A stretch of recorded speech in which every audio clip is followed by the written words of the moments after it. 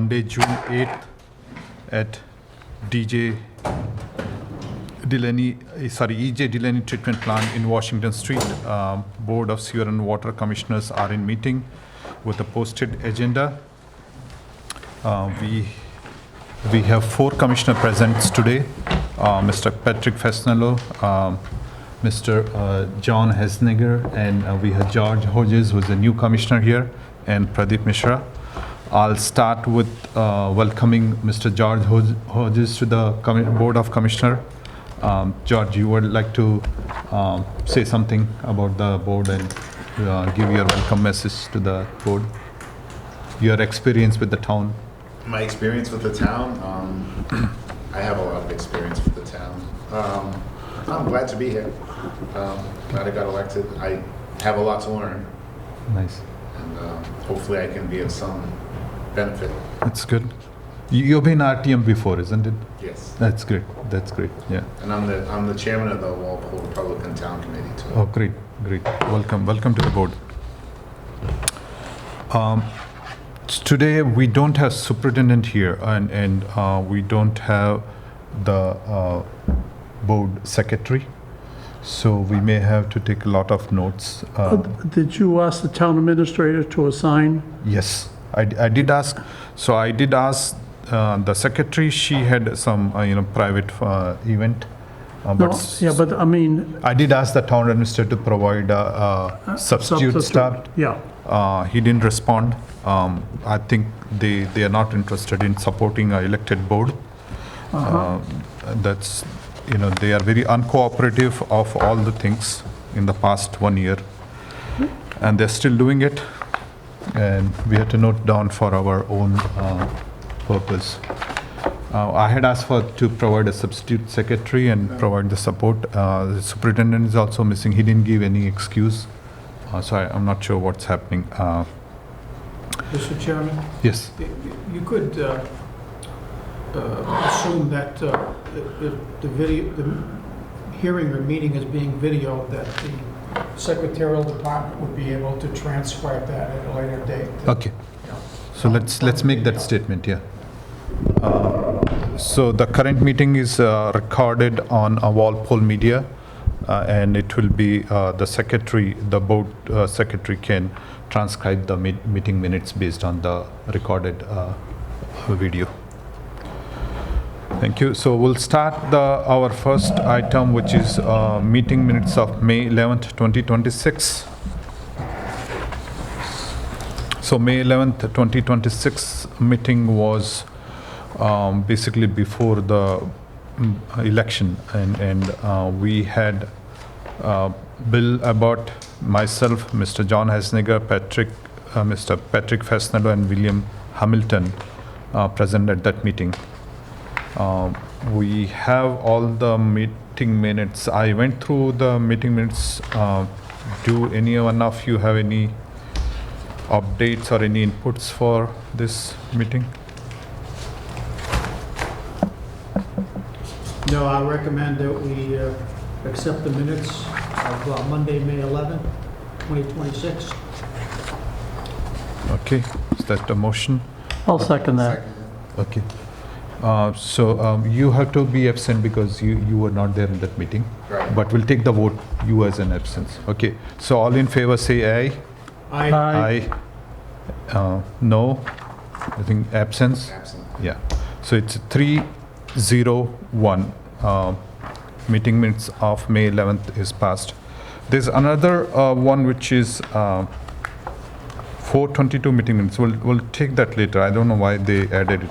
So this agenda was not given to me to review. It came directly in the packet, and I assume the town administration has played a role in editing this agenda. And before that, they should have sent me a draft and asked for the. They used to send a draft before, isn't it? Right. To the whole board. So going through this, we can follow the agenda. The one thing is the commission reorganization.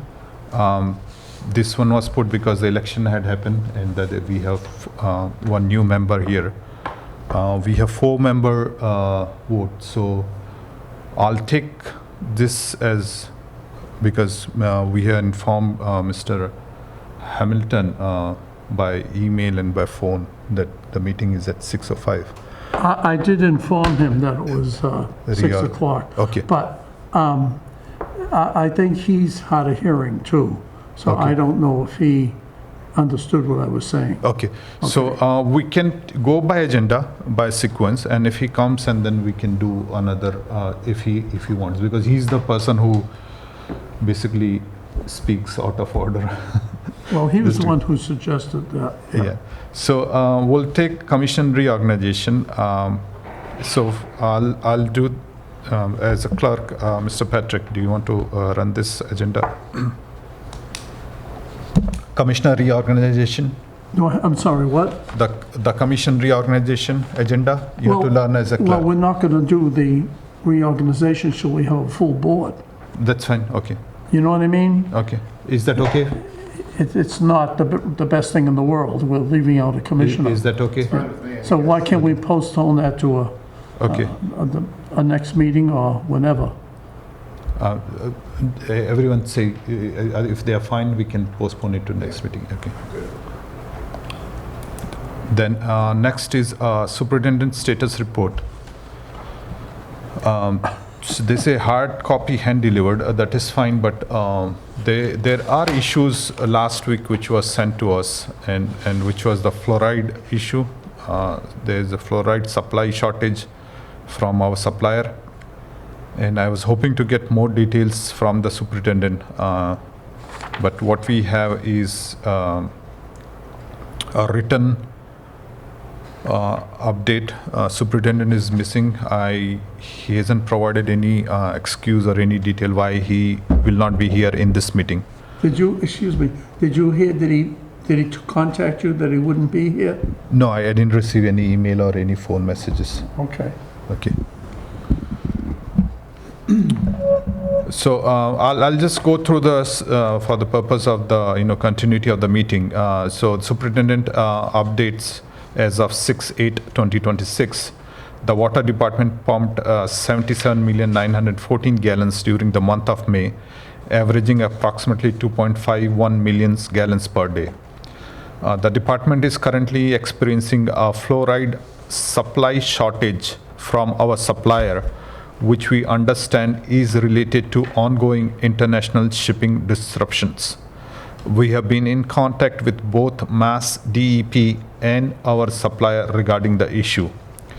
The EJ Delaney treatment plant stopped fluoride addition last week, and HE Willis treatment plant is expected to stop fluoride addition this week. The department will continue to operate both water treatment plants without fluoride addition until supply becomes available. So that's the one paragraph. Does board want to discuss this or have any statement? I'll start with you. Well, if anyone is interested, I think you should contact either another town or the health department and ask them to investigate whether there's any potential health issue related to that. For fluoride, okay. Mr. Chairman, what Commissioner Hassinger is saying, if you cast your mind back about a couple of years, remember we talked about having a town referendum on fluoride. Should we continue to fluoride the water or maybe not? I know some people are a little concerned that fluoride, although good for certain things, is not good for other people. Right. A lot of people don't understand that fluoride is a topical medicine. It has to be in contact with your teeth. When you swallow it, it doesn't really help your teeth. It doesn't help your teeth at all, except going by your teeth. So there's a lot of things that should be explained, and I think the public, they're the ones who voted to have it. I think they had a referendum, years ago. When was it like? This is like 30, before my time, Oh, okay. okay? And so, It's not, a lot of towns don't have it. I mean, it's Okay. not like anybody's going to drop dead from, but it would be good to get paid staff to follow up, just to give an explanation in case the public asks. Okay. And does, do we know that if MWRA adds fluoride into its water? it doesn't, It doesn't. except for the towns. Okay, The towns they can inject fluoride. The okay, water coming out of Quabbin doesn't have chlorine in it. okay, It's mighty natural. okay, I think they may pass it through an ozone machine, okay. just to make sure that everything is, perfect. Okay. But I'm not sure of that, but I think, And I would say, Mr. Chairman, and if you don't want to read this entire report, we can defer this until the superintendent's back and he can explain his details, because we don't really know about the meters, how they're being installed, et cetera. I mean, Yeah, it's which is fine. I just just, statistics. yeah, just for this purpose, like this week will be done, and then so that next meeting we can catch up with the superintendent. Yeah. We can catch up via email also, because once we read, then it's a public information. Any commissioner can reach out to the superintendent and ask the questions. Can I ask you a question? Sure, yeah, please. So when you say superintendent, do you mean the superintendent of the town? Or No, the- the water and sewer department, Stephen Nunnery, he's the water and sewer superintendent. Usually these two chairs, there's a superintendent, There's a who's woman. a secretary, Yeah. the clerk, yeah. I watched the videos of some of the meetings, just to get an idea. Okay. it's highly unusual that we're not having the I town anticipate. officials here that we pay for. So they're our employees, and they haven't really contacted the chairman about why they're not here. Wow. Well, they must be busy with something else. Anyway, so that's the next topic on the superintendent update is the department installed 92 new meters in May. The total number of meters now on the new beacon metering system is 1605. Bill Staffers will be going out in June explaining the benefits of new meters and providing information on how resident can contact the office to schedule an installation. So this is regarding the new smart meters which are outgoing and installation is happening. One thing which I have asked is to provide a spreadsheet every month so that the board can see how much out of total, 8,000 or 9,000 customer, how many customers already have this meter and what is the month-to-month progress. There are newspaper advertisements which are going on regarding this, and that will attract people's attention to have the smart meter before, the others. The next topic is the Septes receiving facility took in 61,300 gallons during the month of May. By comparison, in May 2025, the facility received 326,400 gallons. So it's very less. It has dropped down by huge amount, almost to 160,000 gallons. So that's the Septes receiving facility is no longer being used much. The South Street water main project is substantially complete. The new water main has been installed. Service have been tied in, and the old 6-inch water main has been taken out of service. PJ Hayes, the contractor, is mobilizing to Diamond Street for the next phase of water main replacement projects. And that's conclude the superintendent report of 6/8. Mr. Chairman, Yeah. when you mentioned the water meters, did he tell us how many were installed this time? It's only 92, so now the total is 1605.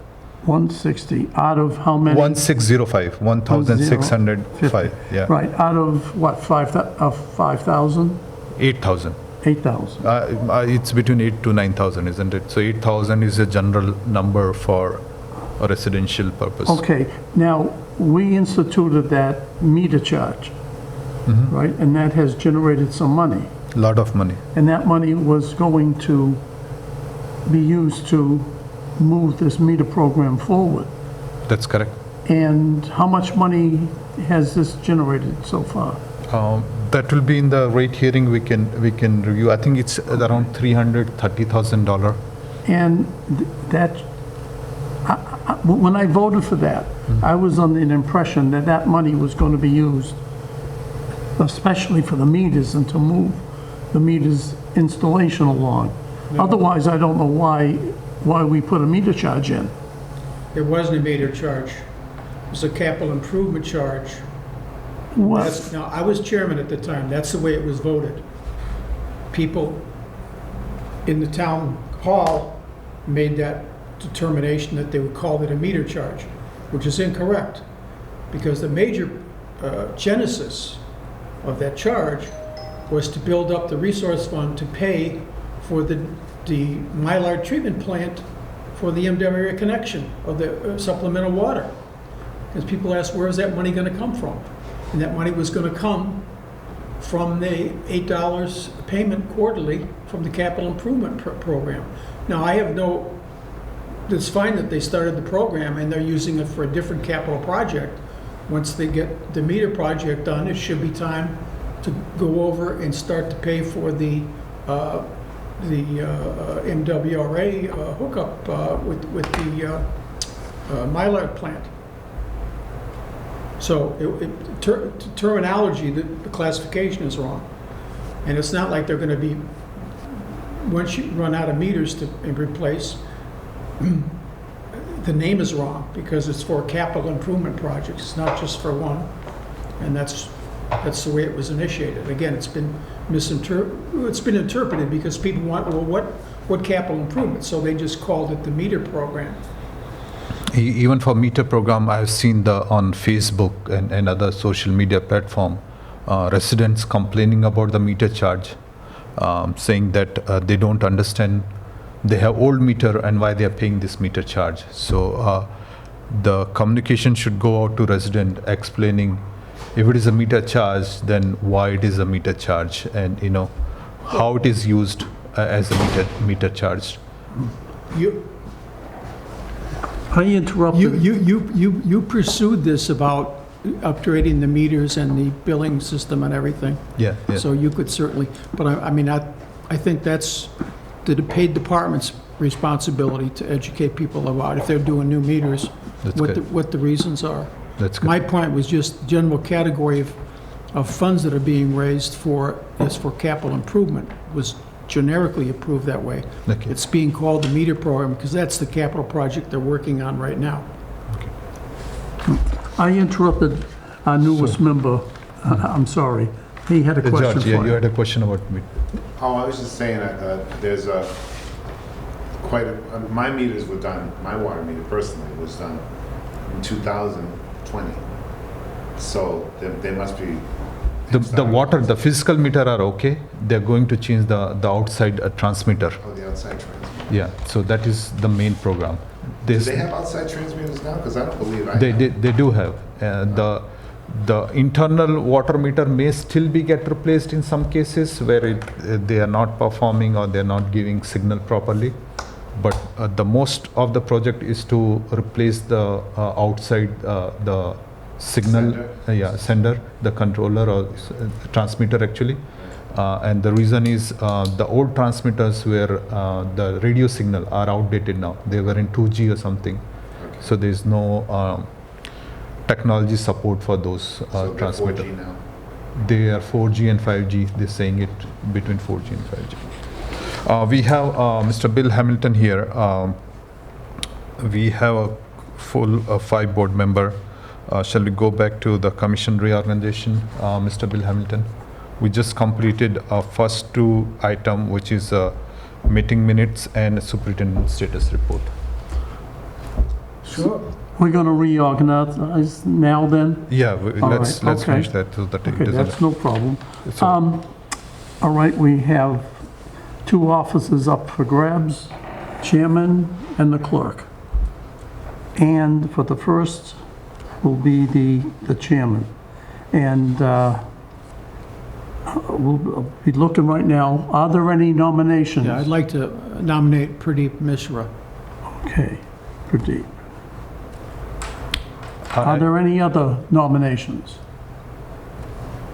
I second. I don't- Yeah, it's very short term, but I thank Mr. John Hesniger for that. I accept the nomination just for continuity purpose.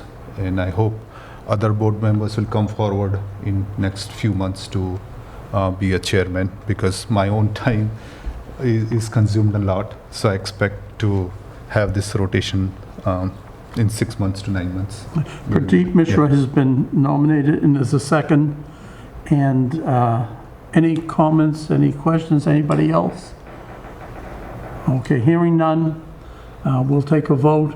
All in favor of Pradeep Mishra as chairman of the Board of Sewer and Water Commissioners, please say aye. Aye. Aye.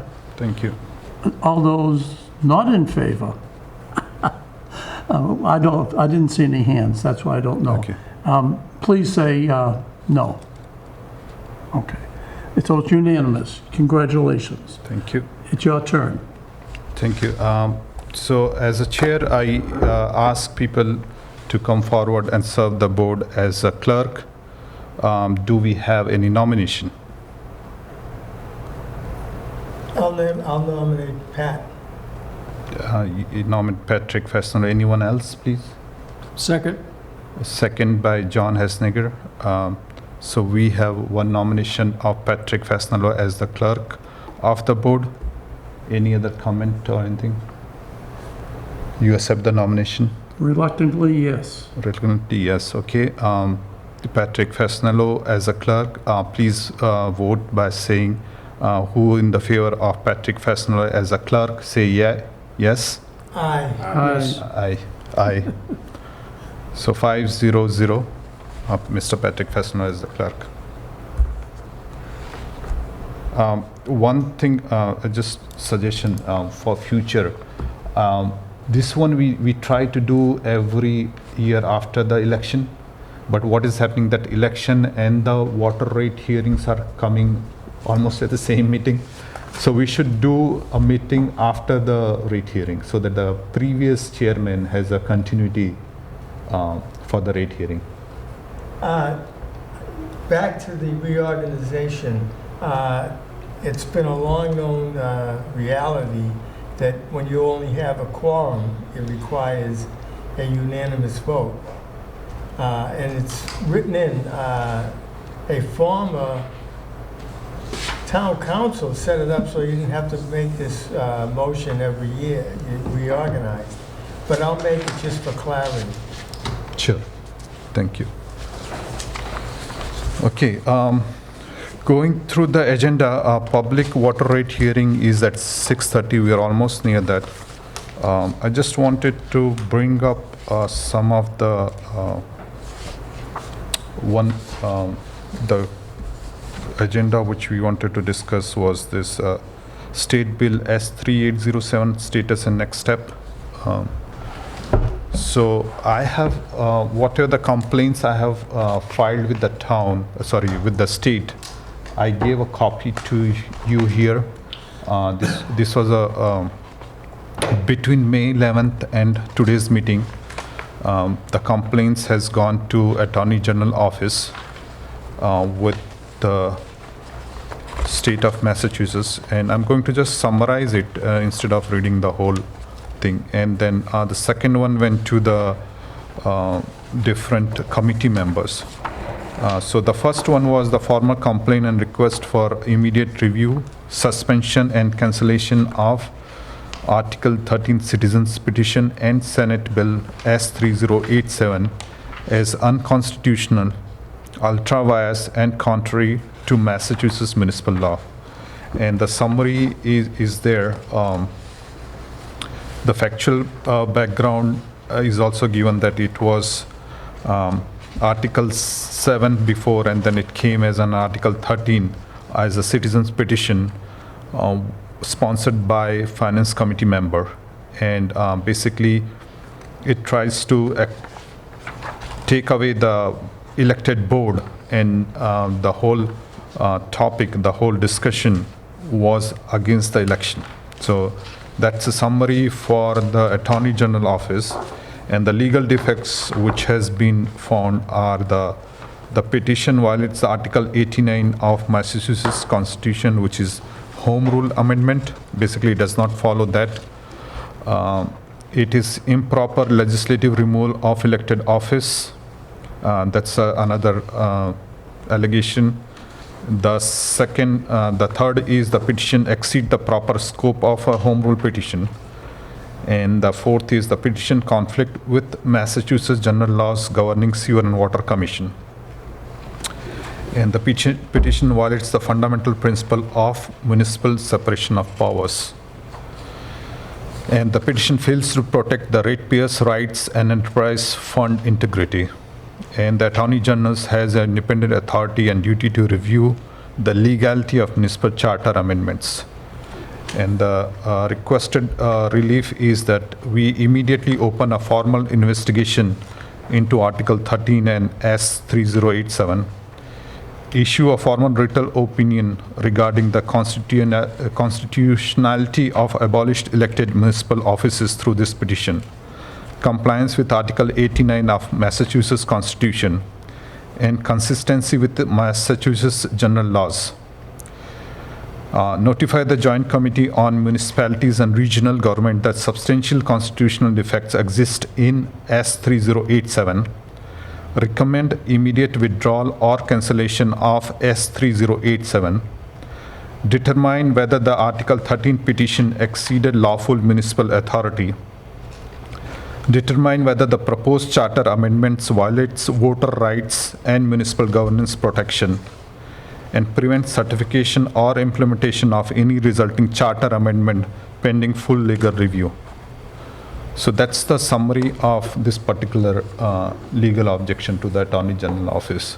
Now, Excuse me, is anybody else cold in here? I'm feeling cold a little bit, yeah. I can turn this down a little bit if you want. I think it's nice. It's fine, yeah. It's okay? All right. So it's 6:32. We can take this discussion further after the rate hearing. Is that okay? Because this is the letter it's already Yeah. sent, is a public record. I didn't get a handout. Was it in here? It was there, yeah. It is in the town clerk office. I sent a copy to them, and it's a public record with the Attorney General office also. Do we need to vote it? This was an old mail, mail to the Attorney General. This is for review. This is a correspondence. Okay, Yeah. okay, so I saw that it was sent to be moved on June 8th. No, that is different. That is coming up. We'll do discussion after the Okay, rate hearing. okay. You didn't get it, George? No, I don't see No, it. he didn't get it. But that's... Here, it's 2 copies are here. And you can have You mine. shifted the chair. You shifted the chair. You shifted the chair from here to there, so that's 2 copies were here. No. No problem. 6:30 p.m. I make motion to open the for public water rate hearing. All in favor say yes. Yes. Aye. Aye. Aye. No. No, Absence, no. Okay, so 4-1-0 to open the public water rate hearing.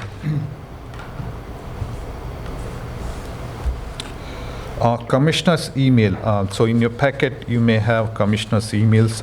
There are emails from Mr. Patrick Fasnello, and I made some, reviews of different water rates and different towns rate, which I made a memo. So we'll start with Mr. Fasnello's memo. Well, my motion would be that, No, let's do a discussion.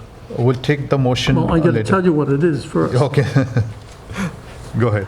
My motion will be that, that on the first tier number 1 of our sewer and water, especially the water fee schedule,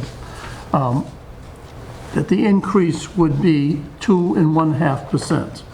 The 2.5%, it's actually recommended by state law. People voted for Proposition 2.5. And people on Tier 1 are the low users. These are the people who generally, not always, but are people who maybe are senior citizens. Many of them are on fixed incomes, and it would make sense, you know, that they have some help in their finances at this time. So the sewer and water fee schedule is set according to the use tier system. The lowest tier is designed for water users such as senior citizens, pensioners, SSI recipients, etc. In other words, people on fixed incomes. Our town needs to be judicious in caring for all citizens who are water users. In contrast, those entities on the top tier who engage in commercial enterprises and in some cases receive town subsidies should pay a premium for their water use. The budget should reflect a 2.5% increase as recommended by state law, and if any deficit, be made up by the other tiers who use the most water. That's my motion. Now, open to discussion. Yeah, I just want to I go need a through. second for that. No, we'll I'll take your second. motion, yeah. You want to do motion and seconds now? Yeah, Okay. yeah. So what I was suggesting is that we go through the discussion. Yes, go and- ahead. And then put a different motion on the table. Because let's the whole, All right. I mean, we can discuss this anytime you want. yeah, so let's hold. The motion's on the table. Yeah, just hold on it. It's open for discussion now. I'll let other commissioners speak before I make my statement. Mr. Hamilton. Go ahead. No, you want to discuss anything on his No. proposal? Okay. Mr. George. I like what I heard. That Okay. sounded good to me. Okay. Mr. Hasniger. I'll just say that the idea of 2.5 is not properly explained. 2.5 is supposed to be a guideline and a limit on spending by the town, not on collection of fees and taxes. So the assumption of increase of fees and taxes being in parallel with the increase in town spending is what 2.5 was set at. But just, I realize I'm in the minority, so I'm not gonna, I'm just gonna do a very capsule. It is not true that the majority of towns follow Proposition 2.5. And the reality is, without getting into details, because it really isn't, I don't think it's going to make any difference here. The reality is Walpole could not operate if they proceeded with Proposition 2.5. The town of Walpole spends closer to 5% increase expending every year, and they rely on new growth to fund everything, the schools, all their budgets. So saying that somehow, you know, there's some relationship between collecting a rate of 2.5 and expenditures, it just isn't correct. Our water budgets are more than, increase more than 2.5. So that's the theoretical impropriety of having the low tier. There are programs within Walpole, people who have problems with their taxes or their fees, they can apply for assistance, for abatements, for, there's a financial aid package for seniors, et cetera, et cetera. So there are vehicles that do the things that Mr. Fasanello explains, but there's nothing that defines that those people are in the low lowest volume user category. That's just an assumption Mr. Fasanello makes. So for that reason, I don't think it's appropriate to use that logic. Okay, Thank you. thank you. Can I respond? Yeah, please, go ahead. Okay, first of all, if you look at Proposition 2.5, it was based on tax increases, not spending.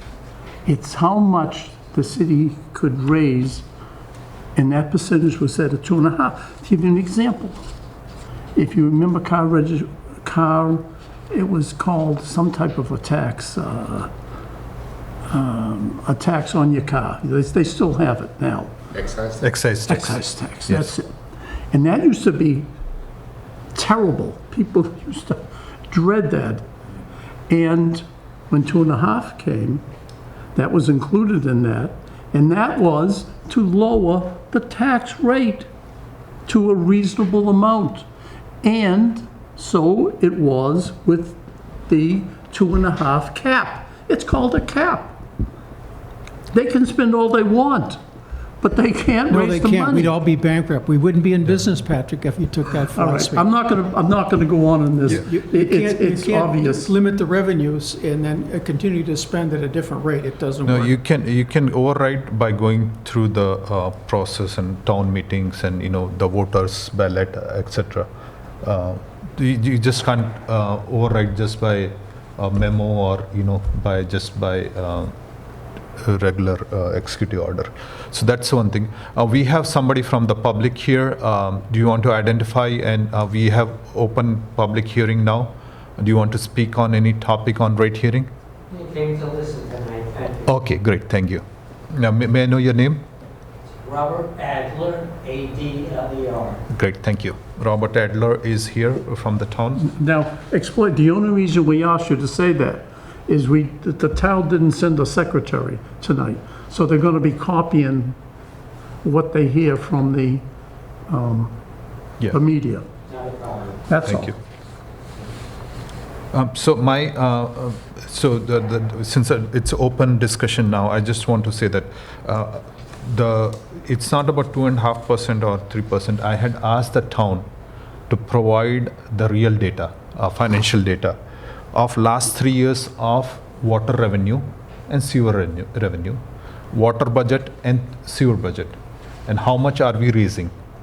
So from last 3 years, at least we are seeing a pattern where more than $1 million of surplus is coming to Water Enterprise Fund and Sewer Enterprise Fund together. And just the water itself is more than $1 million. And that surplus is saying that it's showing a pattern that the rates are high. And this year, water funds are first 11 months, we already have collected $7.45 million of the budget of 6.51. And this is not this year. Last year also it was the same. The budget was near $6 million, and the actual revenue was above $7.5 million. So what it means is that the projections, what the town is doing or using this spreadsheet, I have reviewed that spreadsheet. It looks fake to me, From 3 years in a row, the projection is underballing. There is no real data in it. It just brings down the consumption to very low level. It makes some fake last quarter estimate, and overall, whatever it is not. It's no longer usable to use that projection sheet. That's my opinion.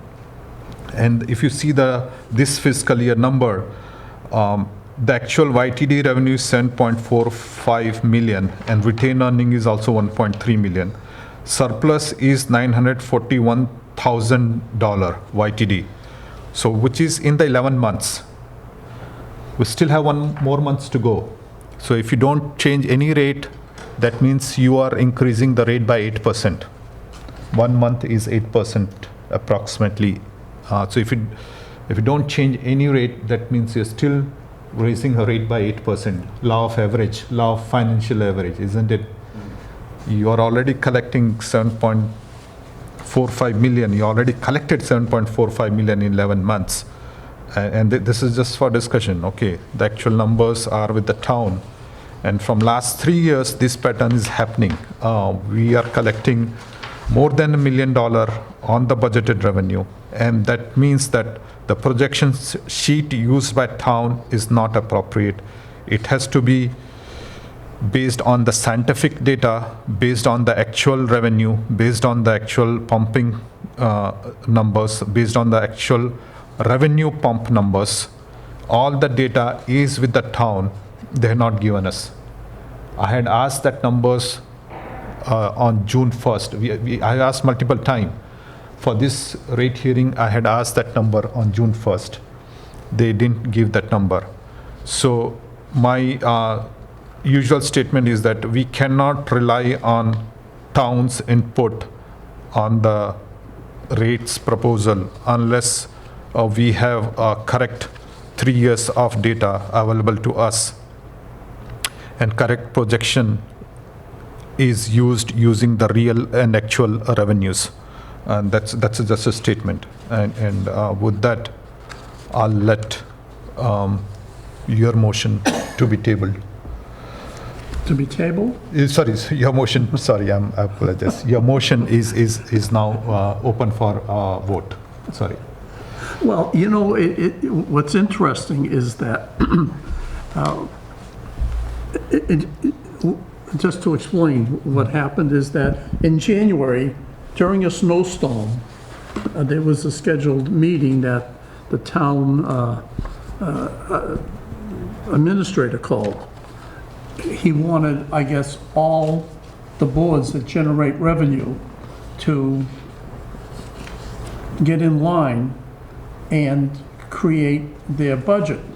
Well, this was in January, and it was during a snowstorm, and I couldn't make it, you couldn't make it. No. Yeah, and so we had a small board of 3 people. They voted on our budget, our fee schedule, rather, and that was recommended by the town administrator, which was not 2.5, by the way. It was greater than that. Even though I had at least made overtures to him, telling him that it was patently unfair and that the tier 1 people should at least be, you know, set at a fee scale of 2.5. Anyway, that meeting was held, and the Commissioner Mishra was there. He voted no, but the 2 other commissioners voted yes. And now that's 2 commissioners out of 5 who are approving this, and this is the fee schedule for the town's water. That doesn't sound like democracy to me. And it's not legal. Well, I think, Okay. yeah. So, let me finish. Yeah, then sure. I'll let, Please, you yeah. can add on. Okay. Okay, so, also, these figures that the town administrator had given us were set in January. Well, the whole fiscal year ends in June 30th. So why are we doing this a half a year before we know exactly how much money we have? I mean, that doesn't make sense. Anyway, we decided to have a rate hearing today with a full board. That's why I'm glad you showed up. And I know that was hard for you to do it, but you did get here. I had to come from Boston. I know, and I had to come from Abington, and So, but we made it. And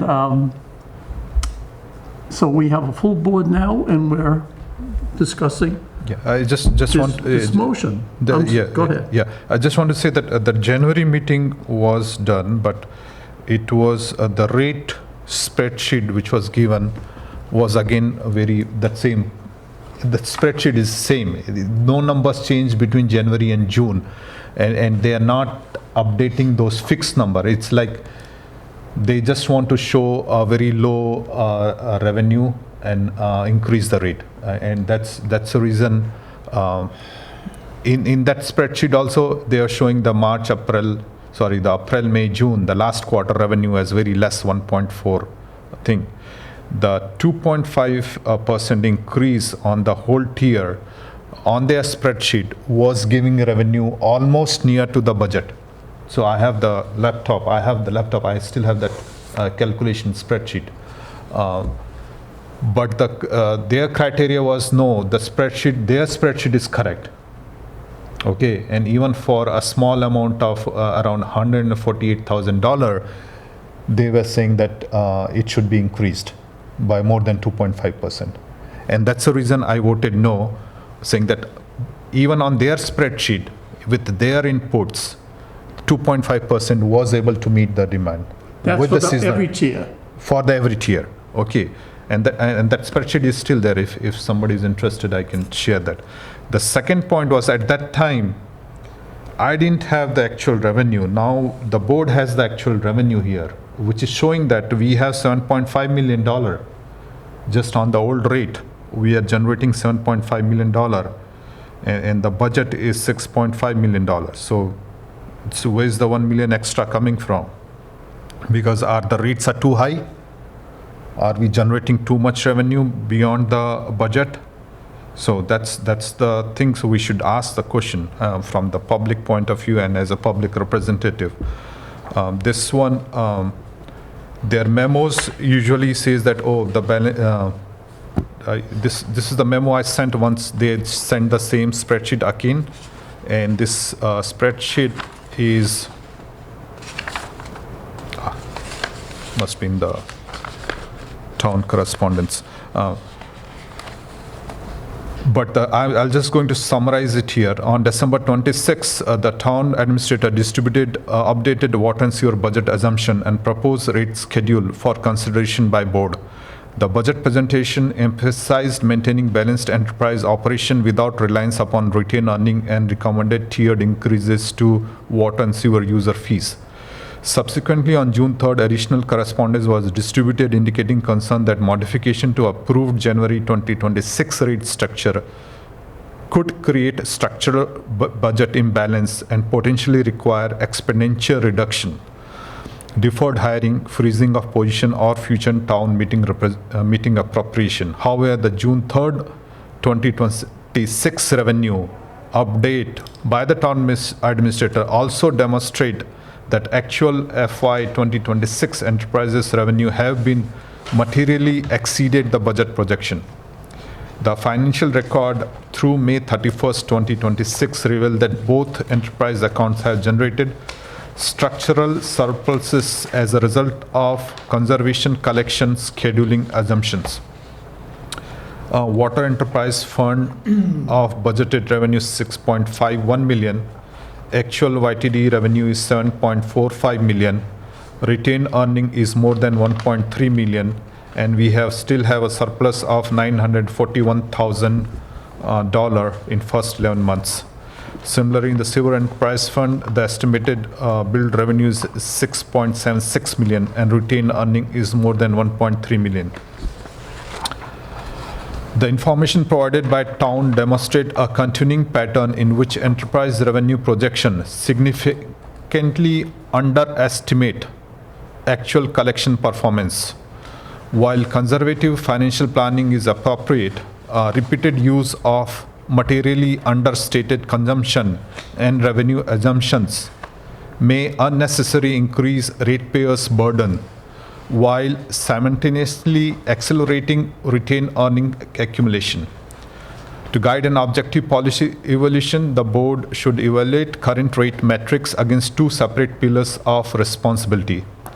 One is the system stability mandates, maintaining enterprise financial stability, meeting MWR assessments and debt obligation, funding infrastructure maintenance and operation, preserving adequate reserve balances. Also, the ratepayer protection factors, mitigating historical patterns of understated revenue assumptions, leveraging robust existing retained earning balances, easing continued inflation inflationary pressure on the families and ensuring regional cost competitiveness and affordability. The historic revenue performance presented by the town indicate that the water and sewer enterprise systems are currently operating from a position of a financial strength rather than immediate fiscal instability. Therefore, additional rate increases must be critically reviewed. And recommendation is that the staff must provide a comprehensive multi-year actual versus budget revenue target, improve public and board transparency regarding the enterprise forecasting methodologies, evaluate and formalize long-term structure reserve funding targets, develop accurate revenue projection model tied directly to historical collection metrics and true consumption patterns. The board remains committed to ensuring financial sustainable water and sewer enterprise operations while also protecting ratepayers from unnecessary increases unsupported by demonstrated operational need. The June 8, 2026 public hearing provides an important opportunity to review town's actual revenue performance, evaluate forecasting assumptions, and determine whether the maintaining current rate would better balance fiscal responsibility with affordability and public confidence. And this is the letter I sent based on the 2 memo sent by town administrator. So I received this email, we all did, and, you know, this is what it confuses the public. This letter, email, is from Jody, and it's from, she's the finance director / town accountant. And it says, basically, good afternoon, commissioners. I am unable to attend the upcoming rate hearing as I will be at the Massachusetts Municipal Accountants and Auditors Association annual meeting next week. However, I wanted to share my concerns regarding any potential changes in the FY29 water and sewer rates that were approved by the commissioners in January. We talked about that. Subsequently supported through the FY27 budgets approved at Springtown meeting, which didn't have the right information, but they approved it anyway. I respectfully ask that the commissioners consider the memo attached, which you read, and should the board choose to modify the adopted rates, I recommend that the corresponding budgetary and financial impacts be carefully evaluated to ensure the enterprise funds remain structurally balanced and financially sustainable. Thank you. Why would she, this is the town accountant and the finance director. She's saying that if we were to do the slightest thing basically to what they've already decided, it's going to cause mayhem here. Why would she put that in writing to us when you just proved to us that we have, what, almost $1 million surplus? I'm not sure. I think they are hallucinating. They are just, they are just, they are the expert professional people.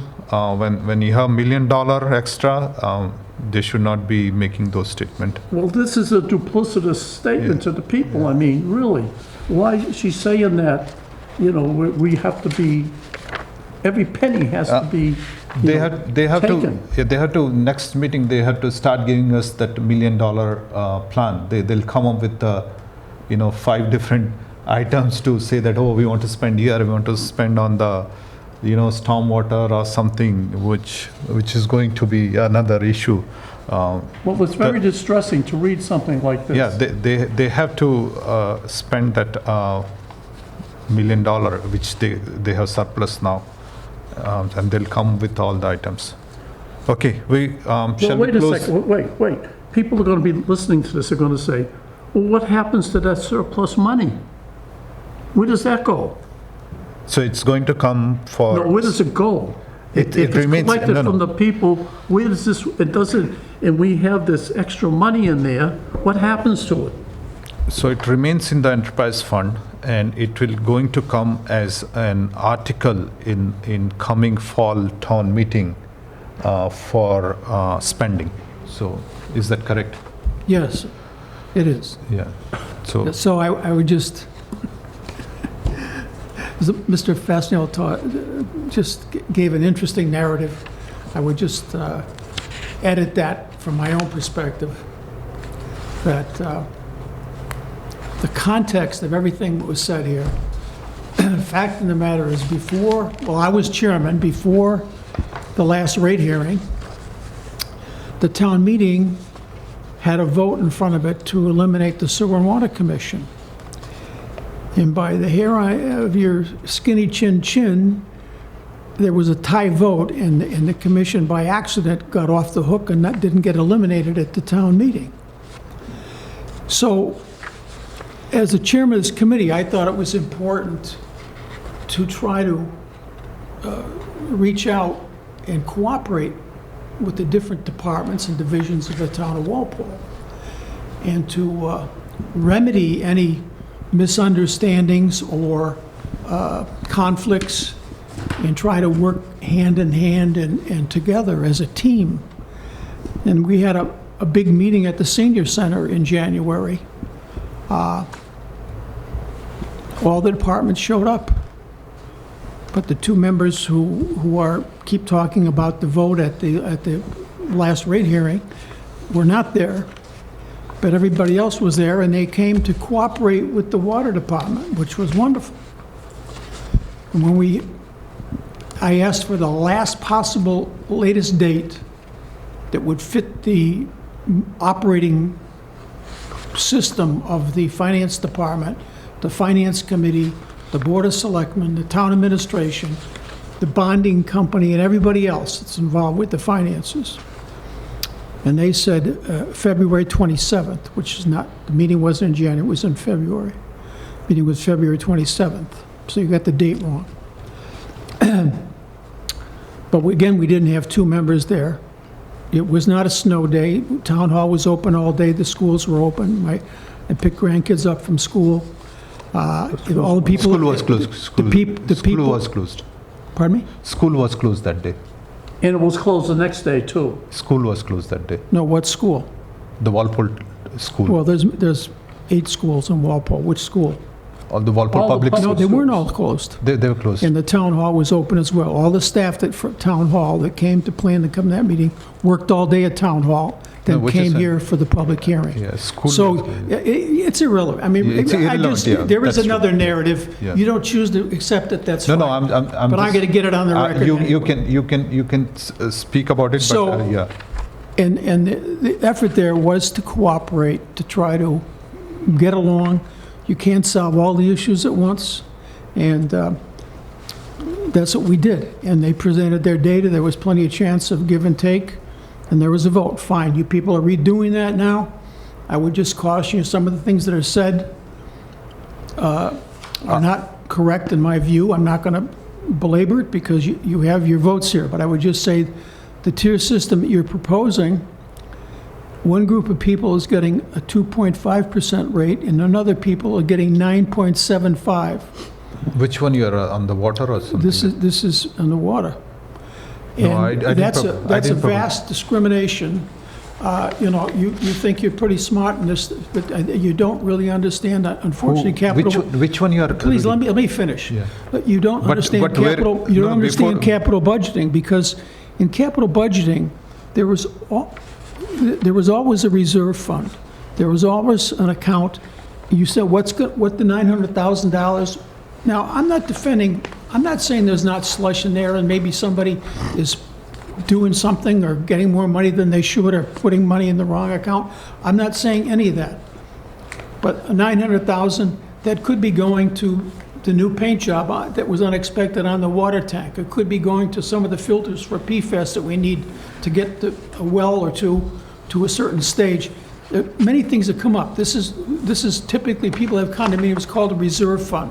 It's usually 19-20% of your budget. Your budget is not the end in an institution like this. The budget has on top of it a reserve fund for these unexpected capital incidents and events that money has to be. It doesn't mean you're spending it, but it has to be available. We can't have town meetings every week to change the budget. And you could say bad things were happening using that money and so forth, but philosophically, I don't think anything was wrong with the original rate hearing. I think discrepancy between tiers is very important. I think you're wrong about assuming that low water users are poor people. Most of the seniors in this town have pensions. They're very well-to-do. If you go to the senior center, there's Mercedes, there's Land Rovers, a lot of expensive vehicles there. There are young families with 4 and 5 kids, and none of you guys have that, or 2 of you don't. Pools in your backyard, you have small kids, you have a lot of use of the home, and they're hotty water users. But they're not, they may be the most financially stressed, not the seniors with the 2 pensions. So you're making a lot of assumptions, and the discrepancy in the rates, I don't think is even acceptable. I think it could be challenged as being discriminatory.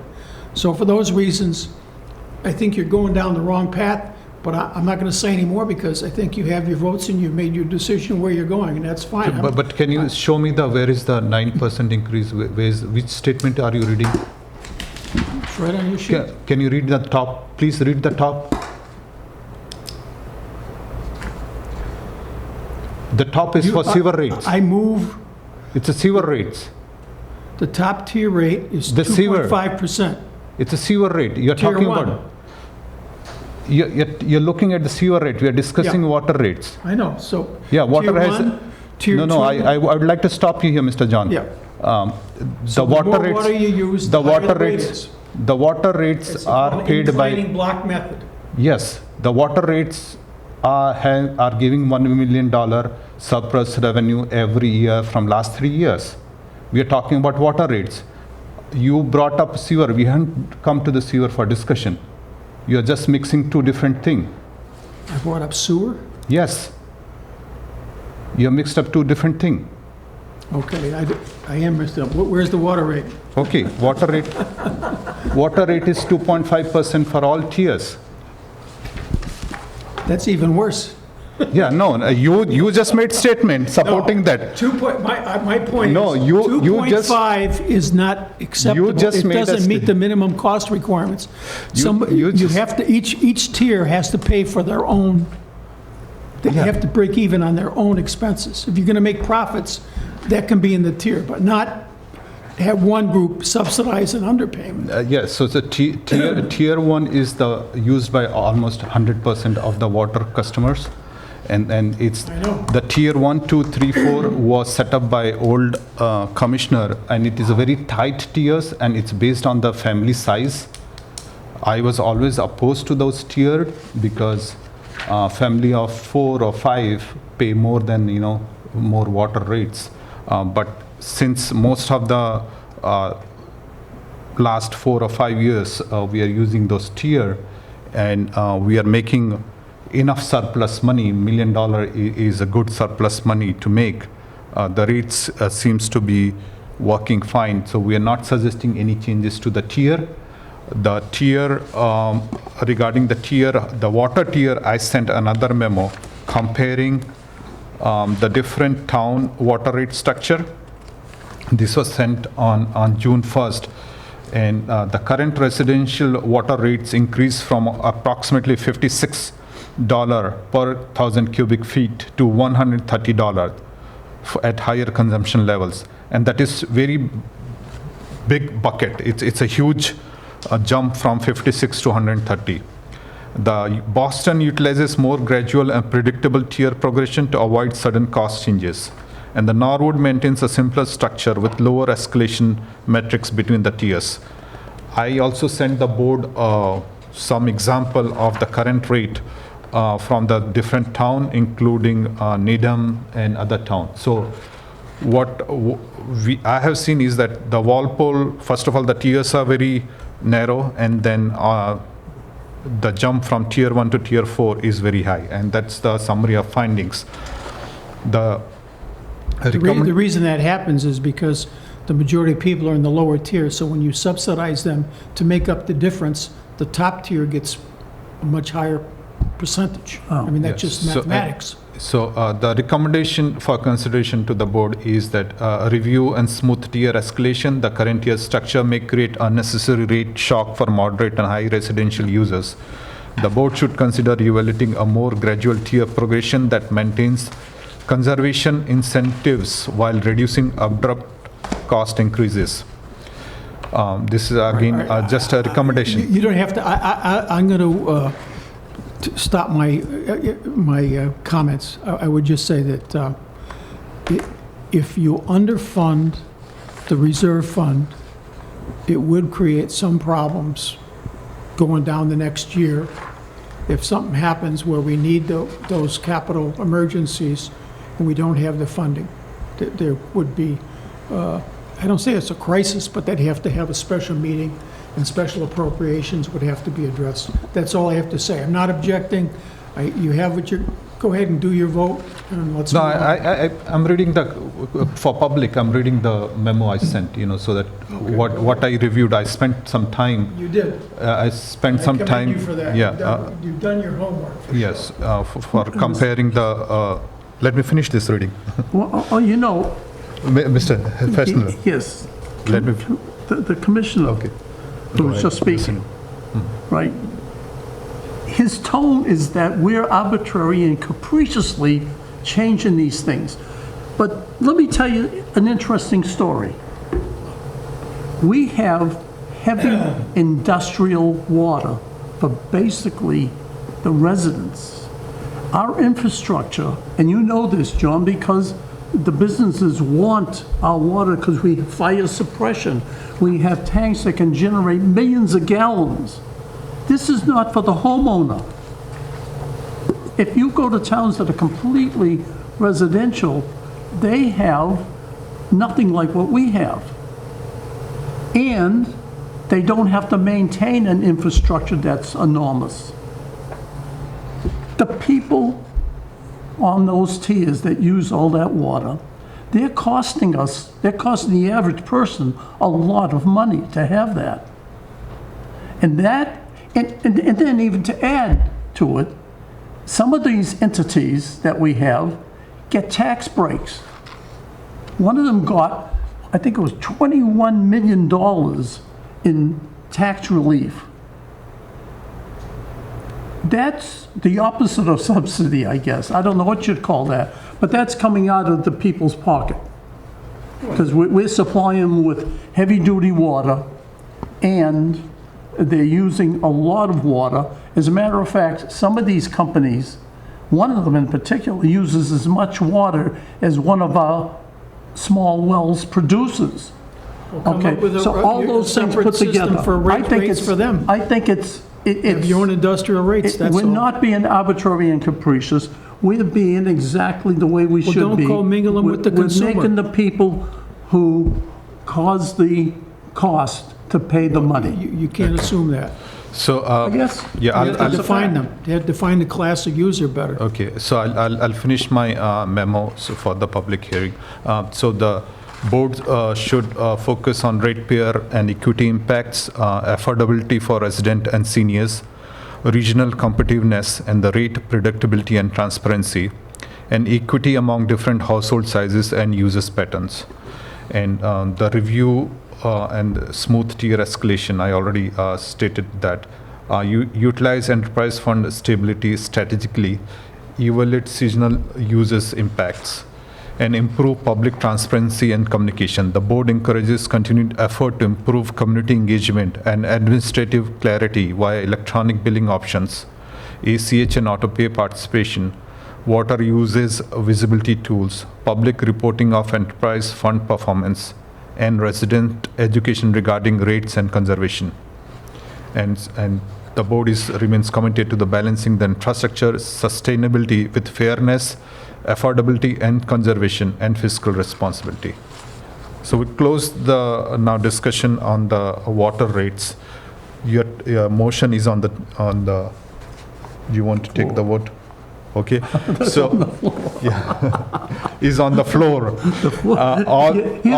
When you say table. No, right, no, that's in- wrong. In American English. It is Table different. means the opposite it does in. Correct. Yeah. Yeah. So the motion from Patrick Fastenalo is on the floor to give 2.5% increase On the tier one. on the tier one, and seconded by Mr. Hamilton. Do you want to note your, you have the note sheet? Okay, so all in favor, please say yes. Yes, I, No. Yes. I'll be voting last, just for the fairness of the board. Is that a member. yes? Yeah. Yeah, so it's a 410. okay. So water rates for the tier one will go up by 2.5% from July 1st, 2026. I have a motion for the water rates, which is, I move that the Board of Water and Sewer Commissioner approve a uniform 2.5% increase to all FY 2027 water rates for residential and commercial customer across all consumption tiers. The board further finds that the proposed rate adjustment is intended to maintain the financial stability of Water Enterprise Fund, support structure maintenance and operational, debt services and capital obligations, maintain regional competitiveness and rate predictability, minimize financial impact to residents and businesses through a balanced and uniform adjustment across all tiers, continue supporting responsible water conservation and long-term systems sustainability. The board further authorized implementation of FY 2027 water rates effective July 1st, 2026 in accordance with applicable town policies, regulation and procedures. And that's my motion for increasing 2.5% across all the tiers. Do we want to discuss this? We already discussed, so I'm looking for a second for I'll this motion. second. Okay, thank you. Mr. Hamilton has seconded it. Do you want more discussion? Just reiterate again, you have a constrained supply of water. If you had unlimited water, you could get away with a lower rate than the percent of increase of spending that you have in your budget. You increase your spending 5+% a year. If you collect less than that, you're going to drive yourself into bankruptcy unless you can expand the demand. The price elasticity of the water could go up because the lower price. People might start using more water, but they're going to hit the ceiling. We have a cap on how much water we can take. Once you hit that, the game's over. Yes, so but $1 million is more than 20% of $6.5 million. So I think Yeah. the fluctuation of 20% is not going to happen. Okay. Okay, we'll take the vote. If, that's a great idea. I mean, well, let's say we make the tier across the board 2.5, right?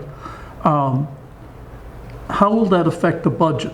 It does not. What will be will there be any money left over, or will that mean There'll be surplus. how much surplus? How much surplus?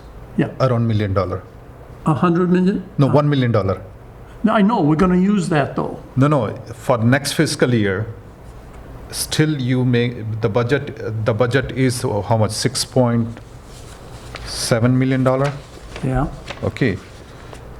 And my projection based on the previous 3 year is that we are going to make more than $7.5 million in revenue. so what would be, we'd still have a surplus? We will still have a surplus, yes. Well, why wouldn't we reduce it to 2.0? Because as we discussed, the predictability of everything is there. So you're isn't it? being conservative? We are being conservative and just keeping it 2.5. Okay, Yeah, all right, I just wanted to make sure. yeah.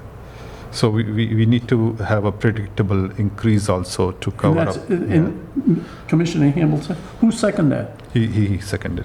So I'll take a vote now. All in favor, say yes. Aye. Aye. No. So 410. So the rate for all the tiers for water for next fiscal year will go up by 2.50%. Across the Uniform across the board. And that's a written motion, so we can. Mr. Chairman, can I ask a question? Yes, please, yeah. So if, going forward and like exploring, I found it intriguing what you were saying about, in John too, about the big companies that are using a lot of water. Is that something in the purview of this board, since I'm new, I don't know, to explore having a separate entity for people that are using tons of water? No, I think what he was recommending is that to come up with the industrial water. Right, is I that think, something yeah. we could do? We could do, but industrial water, we have discussed before, it won't be coming from this pump station, isn't it? This is a treated water. Okay, Industrial see, water these is. things I don't know. But Yeah, so to have the whole industrial water supply in the town, you need to have plan. And the board should come with the, ask the town to come up with the proposals. So right now, we couldn't do that. As things stand right now, no. That's not true, we could do That, that. we can do that, the town has to propose, isn't it? Right. No, No. this You- board can just decide there's another category, industrial users. Well, if that's And make true, a I rate. think that's something we should They choose explore. not to do it, but that would No, be no, the solution to what you're talking about. The heavy users, because that's the underlying theory, is that That- and what yeah. Faz You was want- saying. that yeah, you want to see the- Industrial people use Yeah. more and they want more pressure. They do, whatever. yeah. But, well, that's up, we don't do the pressure, they do, and they pay for it. But that has nothing, you can make that rate, no question about it, if you want to do it. The risk is, that's what Madami is doing in New York. He's going around picking people he wants to target, to tax them too much, and they're moving out of the city. You do that risk too. If you Well, we're target giving the big tax incentives, users, they so- don't have to buy from you, they can leave. Yeah, but they, like, I know one company that's got $1 billion. Just for your record. They're not Yeah. gonna leave. Especially if they're getting tax incentives too. I'm giving No, you what's the company? the background. Siemens. Oh, Siemens, yeah. No, I'm familiar with Siemens. That's why I asked. Okay, so that's, we can discuss. I think we need to come up with the industrial water policy. What my understanding was that to supply to the industry, there should be a separate recycled water, like Foxborough is doing it for, they're targeted Gillette Stadium for that, and they supply the recycled water to them, and they charge a different rate than the regular water. So I think the board should consider that and Well, ask Well, for. that the- is, no, that's a different thing altogether. Gray water and different types of Gray water. water is not. He's talking about a company, I'm talking about potable the water. company that does medical kits. Okay, They okay. they buy water for a penny a gallon and they sell it for like $400, $500 a gallon. Mhm. So they can afford Yeah, to pay more. I'm just saying that the people in this town, they need some relief somewhere. So if we can leverage something to give them and keep our reserves, of course you need, it's like his example from this last meeting, it's the condo reserve. You need a reserve in case something happens. that's good. But I don't think that the people in this town should have to eat it all if there's a remedy. Yeah. If that makes sense. I might not. No, which is fine. What I'm saying, like, we need to get that proposal from the town also, saying that, okay, these are the N number of industrial customer, and this should be the rate. I mean the big industries, not the little. No, guy which who is owns a fine. Restaurant, yeah, something. If you have the numbers, if you want to give the number, you can put the motion. It's Oh, I don't have open any for it numbers. hearing. Okay. So, They're available, we can get them. Yeah. So we move to sewer projections. So, Can I give you a little background on the sewer? yes, please. You know, I go to the MWRA meetings. And right now, they're very, very concerned about CSOs, combined sewer outflows. Okay? What happens is that, we have a sewer system, but during a giant rainstorm, what can happen is the water can infiltrate into the sewer system by various means. Okay? Inflow and infiltration. That creates surcharge in the sewer pipes, which means that this would back up into people's house, the sewage. But they have these emergency outflows that all around Massachusetts, where if that happens, all of a sudden, these emergency outflows open up and the sewage goes into usually rivers and streams and winds up in the ocean. Well, you know, we've done such a good job on the harbor. The harbor is, I mean, it has whales on it now. So people are saying, ooh, we can do better.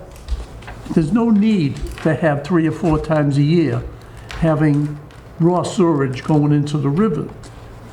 So why don't we put little treatment plants at these outfalls so that in the case of these, you know, emergencies that happen occasionally, we can treat the water there and that'll go into the river and that'll be wonderful. Except the price is enormous. Oh, yeah. The price is absolutely stunningly enormous to do this. Because there's hundreds of these and they all have to be treated and each plant costs immense money. So if the state legislature ever decides to do this, the cities and towns are going to wind up paying a lot of money. And I sent around a memo to everybody about the meeting we had. It was beyond belief how many billions of dollars it would be. And they would spread this over until the 22nd century. Okay, so this wouldn't happen tomorrow because just there's no way we could ever pay for it. But little by little, but it's constant money that's coming out. And as inflation occurs, it gets more and more. So NWRA has devised certain scenarios. Instead of having every single storm treated, they come up with this other plan that what we'll do is maybe there'll be 3 or 4 days, you know, in 10 years where there's a storm surge and that causes it. And that will reduce the money tremendously. So right now there's all these different plans of how much, you know, ecological damage we can stand and how much money to fix it. Do you know what I'm trying to, you understand what I'm saying? No. Okay. It should be a problem. If you can get, The cities that do it should pay for the cleanup of what they do. We don't have the problem. and No, we don't. contribute We're to the problem, only- So we shouldn't pay anything. we're the only I town, worry about it. we're the only town that doesn't have a problem. You know, so let's not worry about it. Well, the thing is, we're on the MWRA system, aren't we? Yeah, but the towns that have it should pay for it. Yeah, but that's not how it works. So that's what you should be advocating for. Yeah, well, of course I should, and I do. I mean, it's not our fault. We've spent a lot of money with our I&I fees to make sure our sewers can accommodate that. So in the whole system, we're the only ones that never had a overflow. But in the future, who knows with climate change?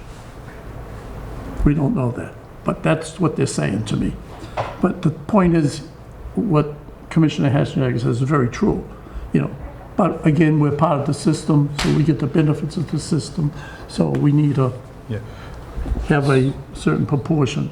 I mean, I know Boston Water and Sewer has gone around house to house inspecting gutters to make sure they're not flowing into the sewer system. Even though when the groundwater gets saturated, it's going to overflow and spill into the sewer system.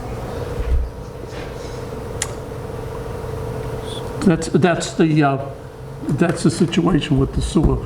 But basically, we don't have any control over the sewer charges. So it's not like It's a different water. thing, because the We stormwater, do have control. Huh? We do have control. No, we don't. No, the MWR assessment, we don't have it. That's right. stormwater. But we have control Oh, over inside the... that, yes. But that's very easy to check, Yeah, because they can't play with that much. yeah. Things below your gutters that retain, people are not allowed to discharge off their property. So it's the problem with the property owners in Boston who discharge illegally their water into the sewer system.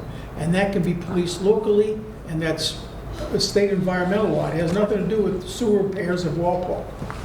Nothing to do with us. Okay, so on the sewer, yeah, I have a motion to, I want to put this motion, which is a written motion, to increase the tier 1 by 2.5%, tier 2 to 5%, tier 3 to 7.75, and tier 4 to 9.75%. And this particular rate is actually matching with the Boston sewer rates, as we just discussed.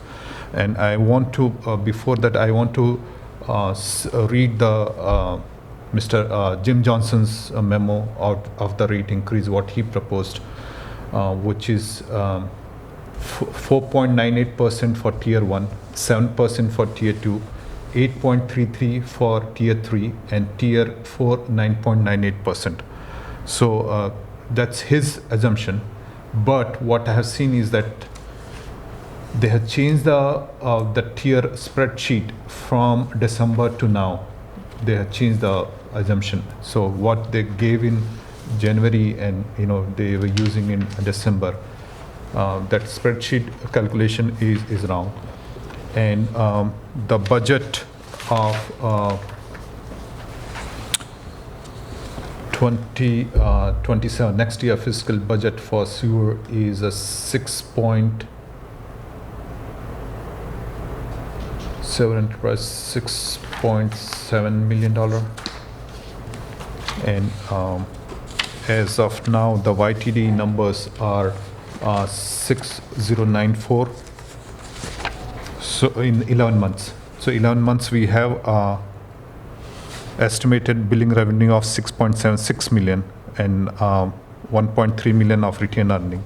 In 11 months, that means there's a 8% gap for coming 1 month. The sewer is unique because not every water customer has a sewer. So it's approximately 60% of the town population. Half of the town does not have a sewer connection. So the rates burden on the sewer is more than other towns because there's less number of sewer users. So my motion is based on the budget and it's almost similar to what the town has proposed, but it's a little bit rounded off to 2.5, 5%, 7.75, and 9.75%.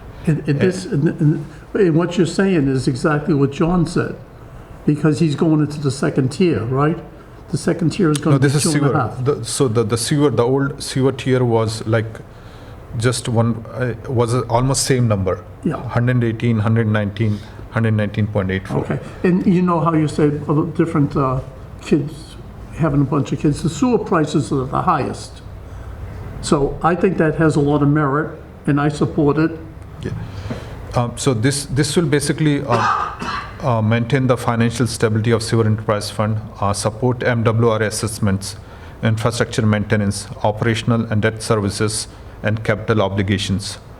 It also promote water conservation through progressive tier pricing and reduce the impact on lower volume residential users while allocating proportionally higher increases to higher consumption tier, including any industrial user. And the motion is to the board further authorize the implementation of fiscal year 2027 sewer rates effective July 1st, 2026 in accordance with the applicable town policies, regulation, and procedures. So, You want to second that? Well, can I ask a question? I'm sorry, Yeah. I'm asking questions, but, so can you explain briefly what the tiers are? Just so when people watch this, they'll know. okay, so the tier 1 is the first tier of, so first within the rate structure if you go, so first 500 cubic feet per month on average is the tier 1. Tier 2 is the next tier, which is like if you use more than I think 1,000 cubic feet average. So if you do it for 90 days, so it becomes 50, that average comes up different. So the tier progression is there so that at least the conservation is happening. The Walpole used to charge flat rate, and it is suggested by consultants and town people to have a tier so that people, by logic, they save money. But the impact is there on the different, whatever tier you are going to put, it's going to impact some different set of users. But this is this is now the same tier structure is now adopted across Massachusetts. So I sent the example of Boston, Norwood, Needham, Walpole, all this. So everyone has a tier structure. What my suggestion is that whenever we come for rate hearing, just check the surrounding town rates and stay within those window, like lowest to highest rate window, so that we are in the same projected rates as other towns, although the capital maybe things. So Okay, any- needs a second. Second for the, I'll second that, yeah. okay. Any more discussion? No? So all in favor of sewer rates as put here, say yes. Oh, I, Aye. Yes, yes, yes, 500. So that's approved for the fiscal year 2027. Any more discussion on the rates? You had a discussion on the, I want to make a simple motion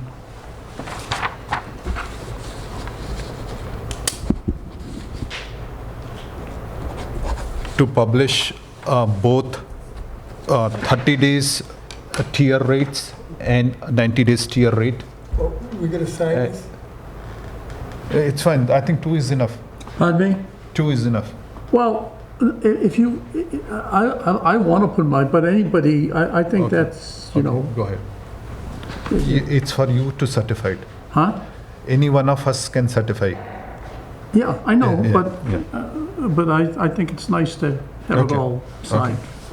So the tier, because it's, Well, can I just say something while we're doing? I got a letter from town administrator. I will not entertain any suggestions, basically, from anybody unless it has the approval of the commission. No, that's not how it used to work. It used to work, if you're a commission elected by the people, you could say what you wanted to say, and you could make suggestions to the town administrator and what he should do, what he should not do. So, that's why I feel like we should just show him that the board is unanimous in these things, and here's the proof. no, I think we, not only this rate hearing, but in general, It's not necessary, you're right. yeah. But The board, any member should reach out to the town, whatever issue they see, they want to talk about it. And if you want, you can CC at least the chair, whoever the chair is. And if you're not getting a response within 1 week, then raise it, because we are not meeting every week. Right.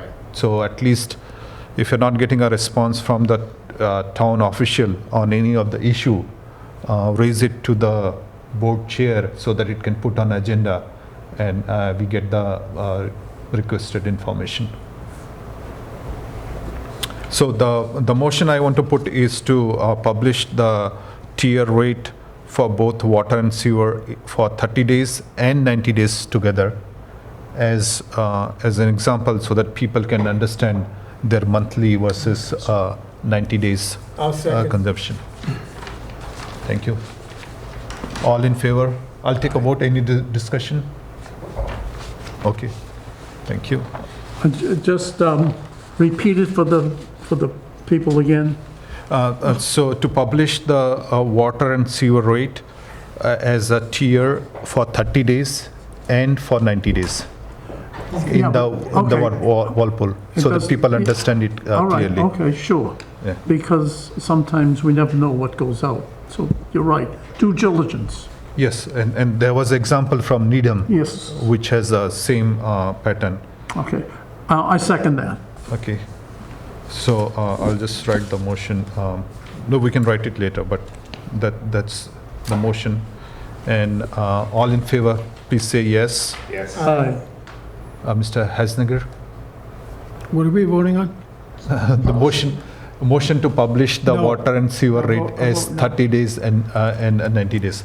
Okay, so all in favor is yes was 4, no is 1. So 4-1. Yes, yes, yes. Where will that be published? Where will that be published? At the town of Walpole website, At the website? yeah, and under the water and sewer department rates. Do you publish it as well as in the Hometown Weekly, though? Hometown week, it's a very big, what do you call, rate booklet kind of thing. Most of the time, I personally want it to be one page rate, but the whole booklet is very big, so the town has to update and then upload. It's like a 10-15 page of different rates. And then I have a motion.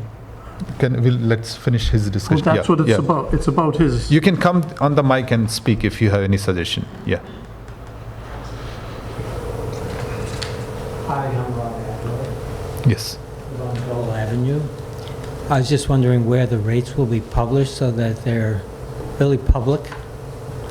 I understand that publishing them at the town level is one thing, publishing them so that the public can actually see it. Yeah.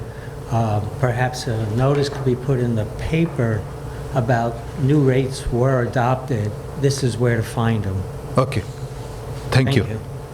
Thank you. So the new rates will be published on the town of Walpole website under, I have a motion. no, wait, let me No, finish the wait, statement. Because it's what he was talking about. And the motion would be to direct the town administrator to place in the, what do they call it, the Walpole? Newspaper, any, Hometown Weekly. Yeah, the new rates. But I think we have to, if you want him to do that, we need to make a motion to direct him to do that. which is fine. So that's the only reason I was interrupting you was, I make a distinction between a large publication of rates versus a notice that rates were changed and just that people can find them in the town. and a lot of people don't have computers, still, Really? That's interesting. right? Yeah, And it's hard to find actually, if you tell how to find rates, it's hard to find. I think that's a good suggestion.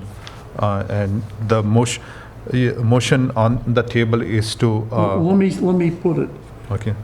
Okay, I move that the commission directs the town administrator to have published in the Hometown Weekly, is that correct?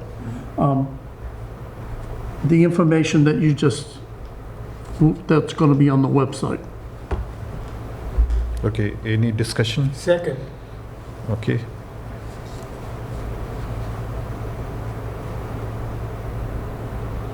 I'm making notes. Any discussion? No? So you want to take That's the it, vote? Yeah. All in favor of this motion? Aye. Aye. Aye. Mr. Heisneger? Aye, 500. So we'll try to publish the summary in the, Thanks for the yeah. accommodation. Thank you. And thank you for that suggestion. Okay, any more suggestion on the water sewer rates or any other rates? One thing I want to bring up is the stormwater charges. So, No. No, We're not in charge of stormwater. I agree, but it was charged to the town. It was charged to the enterprise fund. No, it can't be charged to the water fund because that's a whole, people think that, the things we call sewers on the side of the street, Yeah. well, they're drains. It rains. We are not in charge of drains. And they can't use the fees from the water and sewer people to do anything with those drains. That's a tax revenue situation. So is that what you're trying to say? No, What are you saying? I'm saying that in the last fall town meeting, the town of Walpole, they used Water and Sewer Enterprise Fund to sponsor stormwater project, and that fund was not approved by the board. Okay, Okay. all right. I'm talking all about right. that. We make a motion. No, wait. The motion will be to direct the town administrator not to use any sewer and water fees for any drainage projects. No, my motion is different. My motion is more than that. My motion is to refund it back to the enterprise fund. What? Refund it back to the enterprise fund. Oh, you're talking about the one that's gone by? Yeah, this fiscal year. Anything which was I spent don't this. know if we can do West post facto, Why? but you should, It's, if it's already gone by, then I don't think we can, I think we're too late. We should have done no, that before. where is it gone by? This fiscal year is still 1 month to go. Yeah, The- but it's already been passed by town meeting, the budget's been set aside for it, and so on. You can try it, you want to, I'll entertain a motion, wouldn't you? No, yeah, my motion is similar to yours, but it has Well, also. mine's for the future. Okay, you want to, because you put the motion and It'd be it's two already different seconded, yeah. So do you want to first have discussion on it, or you want to? On yours? Yeah, you want to listen to my motion before we Well, take a vote on I your? think the criticism will be, is that why didn't we do this when it was appropriate?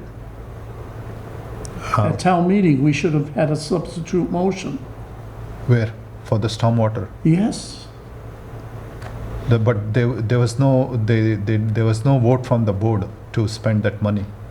That's right, so we should have put in a substitute motion saying that no water and sewer funds would be used for that project.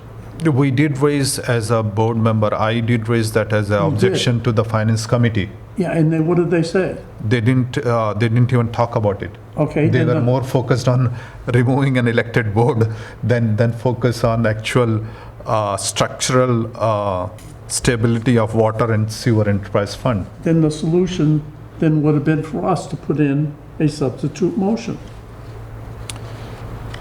Okay. But, I'm not saying- I'm not going to No, push no, this wait, motion, wait, but I want to wait. read I'm just my saying motion, yeah. that I'll support that motion too, that we try to retrieve the money. It has the same thing as yours plus extra.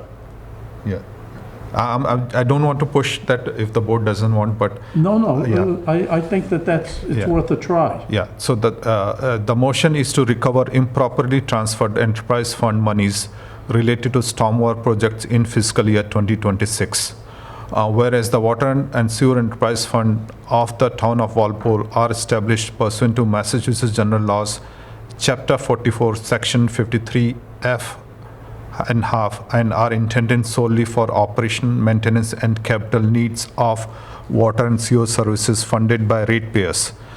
And whereas the fall annual town meeting 2025 authorized or utilized water retained earning and sewer retained earnings for stormwater related or other general municipal infrastructure purposes, despite the absence of an affirmative vote or authorization by the Board of Sewer and Water Commissioner.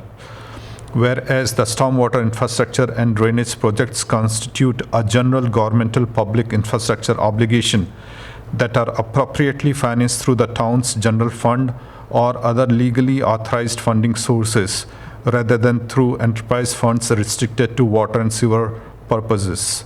And whereas the use of water and sewer enterprise fund retained earnings for unrelated stormwater expenditure is inconsistent with the requirement and intent of Mass General Laws, Chapter 44, 53F1/2, which limits enterprise fund expenditures to service and obligations supported by enterprise ratepayers.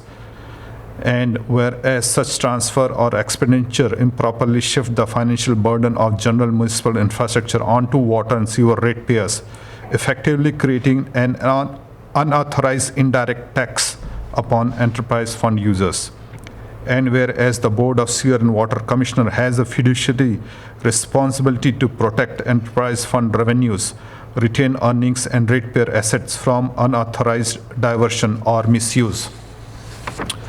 Now therefore, be it be moved that the Board of Sewer and Water Commissioner formally determine that any fiscal year 2026 expenditures, transfer or encumbrance or allocation of water retained earnings and sewer retained earnings for stormwater related projects or unrelated general municipal infrastructure purposes were unauthorized absent approval of the board and inconsistent with the purpose authorized under Mass General Law Chapter 44, that the board request and direct the town administrator, town accountant, treasurer and collector and finance department to identify and provide a full accounting of all fiscal year 2026 expenditures, appropriation, transfer, indirect charge, consultant cost, labor allocation and capital cost charge against the water and sewer enterprise funds for stormwater or unrelated general fund purposes. That the board further requests that all such amount identified be reimbursed and restored to the water and sewer enterprise fund from the general funds or other lawful funding sources prior to the close of fiscal year 2026 on June 30th, 2026. That no additional water or sewer enterprise fund monies, including retained earning, indirect costs, labor allocation, or capital fund, shall be expended or transferred for stormwater or unrelated municipal purpose without an affirmative vote of Board of Sewer and Water Commissioner and a written legal opinion confirming compliance with the Massachusetts law. That this motion and any supporting document be transmitted to the town administrator, select board, finance director, town accountant, treasurer collector, and state auditors for review and appropriate action. So that was my motion. I prepared for it, but the board has to know that the board has responsibility to protect the enterprise fund from any such irregular procedure move by the town. Now, I'll second that. You have his motion. So, No, there's two motions now. yeah, Yeah, Okay. You just second his motion, right? Yeah. Okay, so that's one. okay. So we can vote on that. So you want to vote on both? No, I want to be separate. Okay, so okay, we'll start with your motion. Okay. My motion is that the, Why don't we take the other vote first? He just read it. So why don't you vote on his, he made a Because- motion and he seconded it. but Pat made that motion first. He made first. So I just wanted him to Oh, I thought rethink. there were different motions. Yeah, they're two different motions. Right. Well, why don't we vote on the one that he just seconded? Well, I seconded Pat's. He seconded both. Well, he seconded. So you can take your motion. yeah, my motion is to, We already heard yours. what? You already presented your motion. But we haven't voted on it yet. No, but we already, you made a motion and then he read his. Yeah, So all they have to do is, he said, your motion is seconded, all you have to do is vote on it now. his motion it was seconded, let's vote on yours, right? Then we'll vote on mine. That's what he said. Okay. Yeah, that's fine. Okay, so I don't we understand. take the written motion which I just read here Right. and okay, go for it. Okay.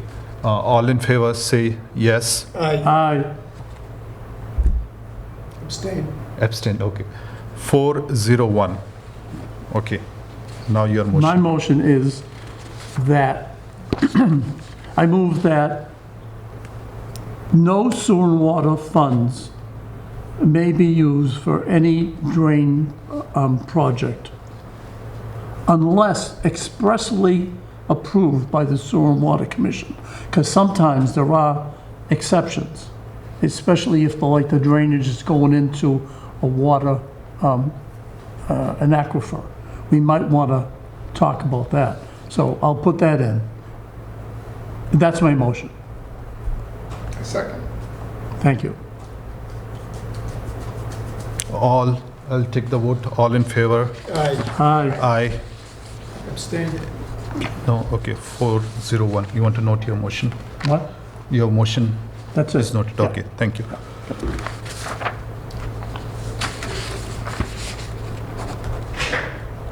Okay, so the reason I want to emphasize this particular thing is that the town, we had asked last meeting, the town to make a proposal for stormwater enterprise fund and collect from non-water and sewer fund. So unless we act, they are not going to propose that fees for the stormwater. So they need to establish a stormwater enterprise fund to collect the money for the stormwater projects.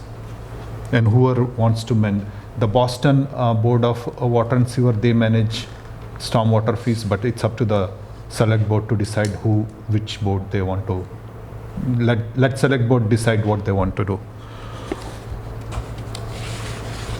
So any more item for No, rate hearing? no, I'm done. So I make a motion to close the public rate hearing today. I'll second that. All in favor say yes. Aye. Aye. Aye. 500, we close the public rate hearing. We go back to the normal agenda. You want to write abstain? Can I see this? I left fast out of my house. I didn't go Oh, back. okay, that's fine. So I don't have mine with me. I just have the stuff that was in the car. Let me see. I'm not sure. I don't Update know. it. It's better just get the Okay. pro votes. We got enough votes to do All it. right. Thank you. Thank you. Thank you.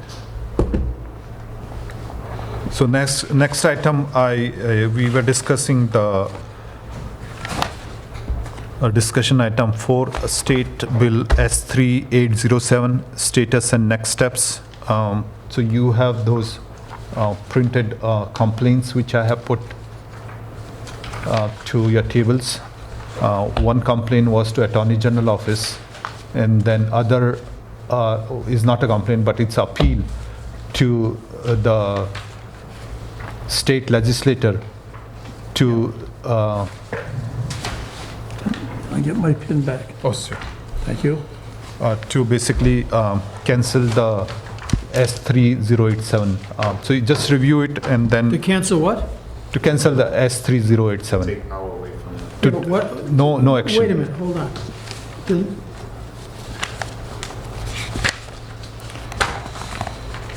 Okay, that's under commission emails, is that it? Is that what you're doing? So now? no, this There's a is, correspondence, the first thing is the MWRA update. you want to, no, I'm just trying to figure where you are in the agenda. I'm on the number 4 discussion, states bill, because we started before the rate hearing. Right here, state bill. Number But 4, what happened to the other items? we are going to do that. Oh, okay, go ahead. I'm Okay. sorry. Yeah, we are going to. Gotta get the- the right thing in front of me. Because this is from the May 11th to June. I didn't put this order. The town gave this order. So the state bill, next step, as we discussed before the rate hearing, there was one legal memo sent to Attorney General Office as formally complain and request for immediate review, suspension or cancellation of Article 13 Citizens Petition and Senate Bill S3087 as unconstitutional, ultra wires and contrary to Massachusetts municipal law. And the second document is, we were on the second document, which is to legislative members of General Court of Commonwealth of Massachusetts. And this is a memo which is saying that strong opposition to Senate Bill S3087.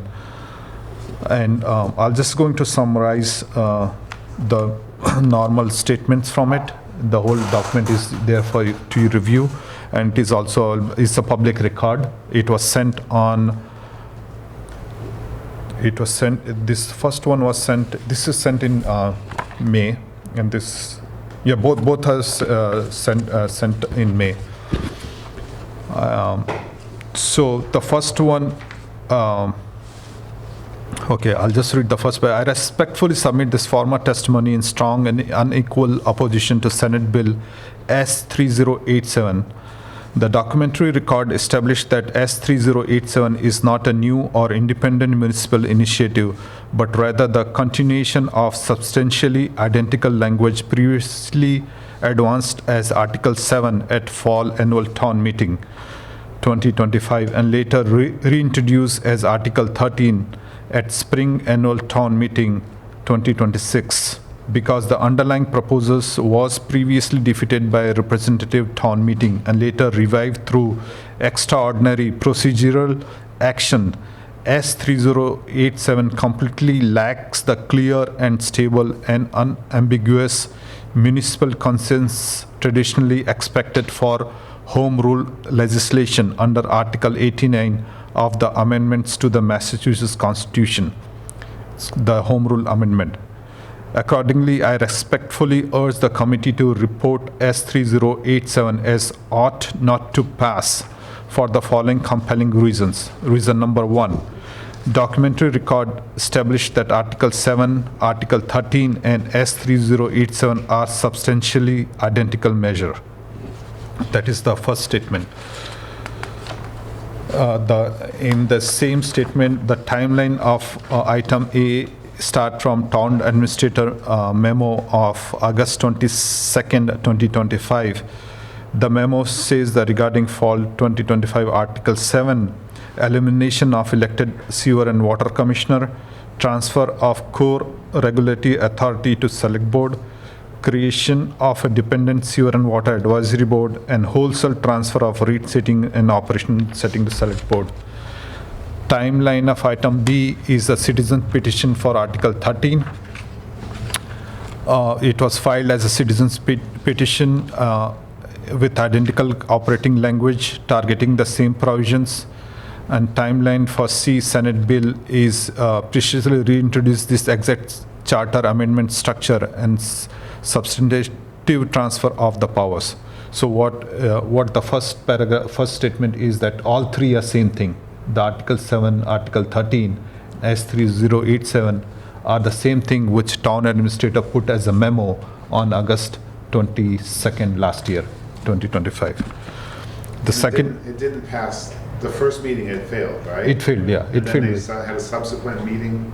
The warrant was closed, they just brought it as a citizen's petition and it was sponsored by finance committee members who are, Oh, it didn't go to town meeting? no, it did go to town meeting, yeah. But it was too small time for us to, gather all the public, vote, public, To educate the public, what's yeah. When warrant was closed. So, So it kind of like got like a fastball by the. yeah. So that was the thing.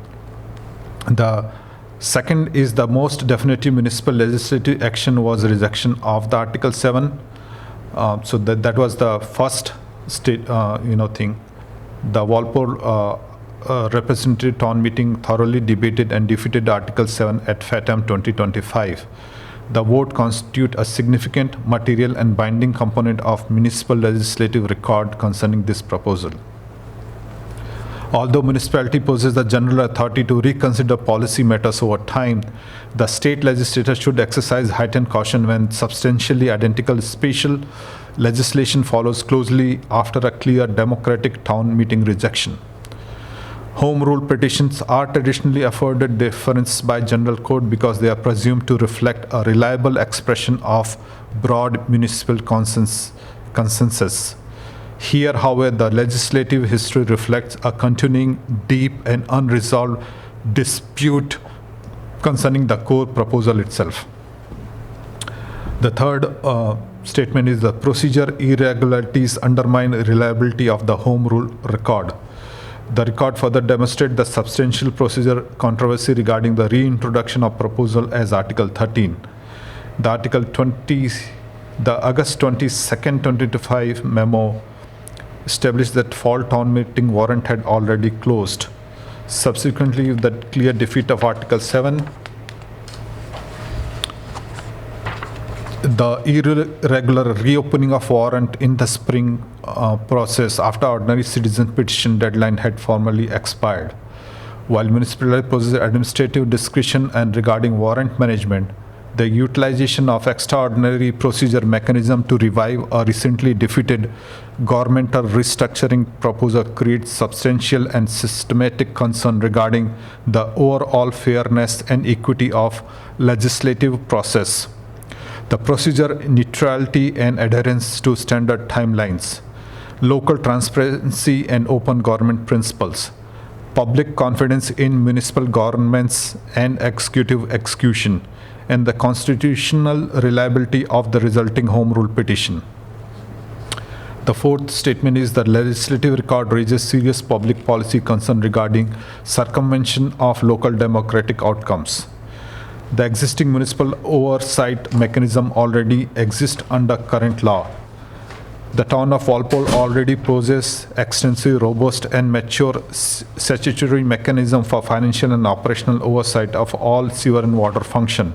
This includes mandatory annual appropriation governed by town meeting, comprehensive public budget reviews and hearings, regular independent third-party auditing, direct town meeting oversight and floor debate, strict adherence to public records requirements, state procurement and bidding compliance laws, clear statutory accountability obligation applicable to all municipal departments and offices. No compelling legislative necessity, operational emergency, or physical deficiency has been demonstrated to justify bypassing this structure and abolishing an independently elected commission through state-level special legislation. And the conclusion is, for the foregoing reason, I respectfully request that Joint Committee preserve the integrity of the Home Rule process, respect the definitive votes of local legislative body, and report the Senate Bill S3087 as ought not to pass. Thank you for your careful consideration. So this was the second memo to the legislature. And I suggest that different people, citizens also can write to the legislators. There are similar letters sent by another RTM member, Mike, the set of RTMs who sent the letters to the legislator. I And was hoping he would be here, that chap that's getting signatures. yeah, so that was submitted in end of May. And other than that, the resident can also submit their opposition to S3087. Individual commissioner also can write directly. The RTMs also can write directly to the state legislator. So that's the my suggestion. I don't know if you folks have been getting the emails I've been getting. Have you been getting emails from people saying, I've written to my state legislators and here's a copy of the letter I've sent? No, I have. I have, let me, if I can find one. Okay, while you find, I have a motion. Well, I'm thinking maybe the people, I mean, I don't know if I'm supposed to be broadcasting that or anything. No, It which is shows fine, privacy. but it is, yeah. But anyway, maybe I'll just tell you that that's what they, what I've been getting here, and, No, if something is public record, it's already filed with the state, then it's a public record. Anyone can request that as a public record. well, no, but these are people sending me emails saying, No, but Pradeep, you want a motion? Yeah, I have motion. Make a motion, Pat. Okay. You just read this whole thing. Yeah, the motion to sponsor fall annual town meeting article, fall annual town meeting 2026 article regarding Senate Bill S3087, preservation of an elected water and sewer commission and protection of enterprise fund ratepayers. And the motion is a written motion, it's on your table. I'm going to read it. Whereas the financial record through May 31st, 2026 demonstrate that the Water and Sewer Enterprise Fund have generated substantial positive operating results and retaining earning balances materially exceeding prior budget assumptions, whereas the Board of Sewer and Water Commission have continued to fulfill its fiduciary and statutory responsibility through responsible financial oversight, infrastructure management, enterprise fund stewardship, and operational accountability and protection of ratepayers. And whereas the board June 2026 enterprise revenue review concluded that actual FY 2026 enterprise revenue materially exceeded budget projection and the systems are operating from a position of financial strength rather than immediate fiscal instability. Whereas existing Massachusetts law, annual town meeting appropriation, public audits, procurement law, public records law, and other municipal oversight mechanism already provide substantial accountability safeguards for enterprise fund operation. Whereas on August 22nd, 2025, the town administrator circulated memoranda regarding proposed fall 2025 Article 7 Sewer and Water Advisory Board, describing a proposal to eliminate the independently elected Board of Sewer and Water Commissioner and transfer authority to Select Board, and established a Sewer and Water Advisory Board. And whereas Article 7 presented at the Fall Annual Town Meeting 2025, seeking the elimination of elected Board of Sewer and Water Commissioners, was debated and defeated by Representative Town Meeting.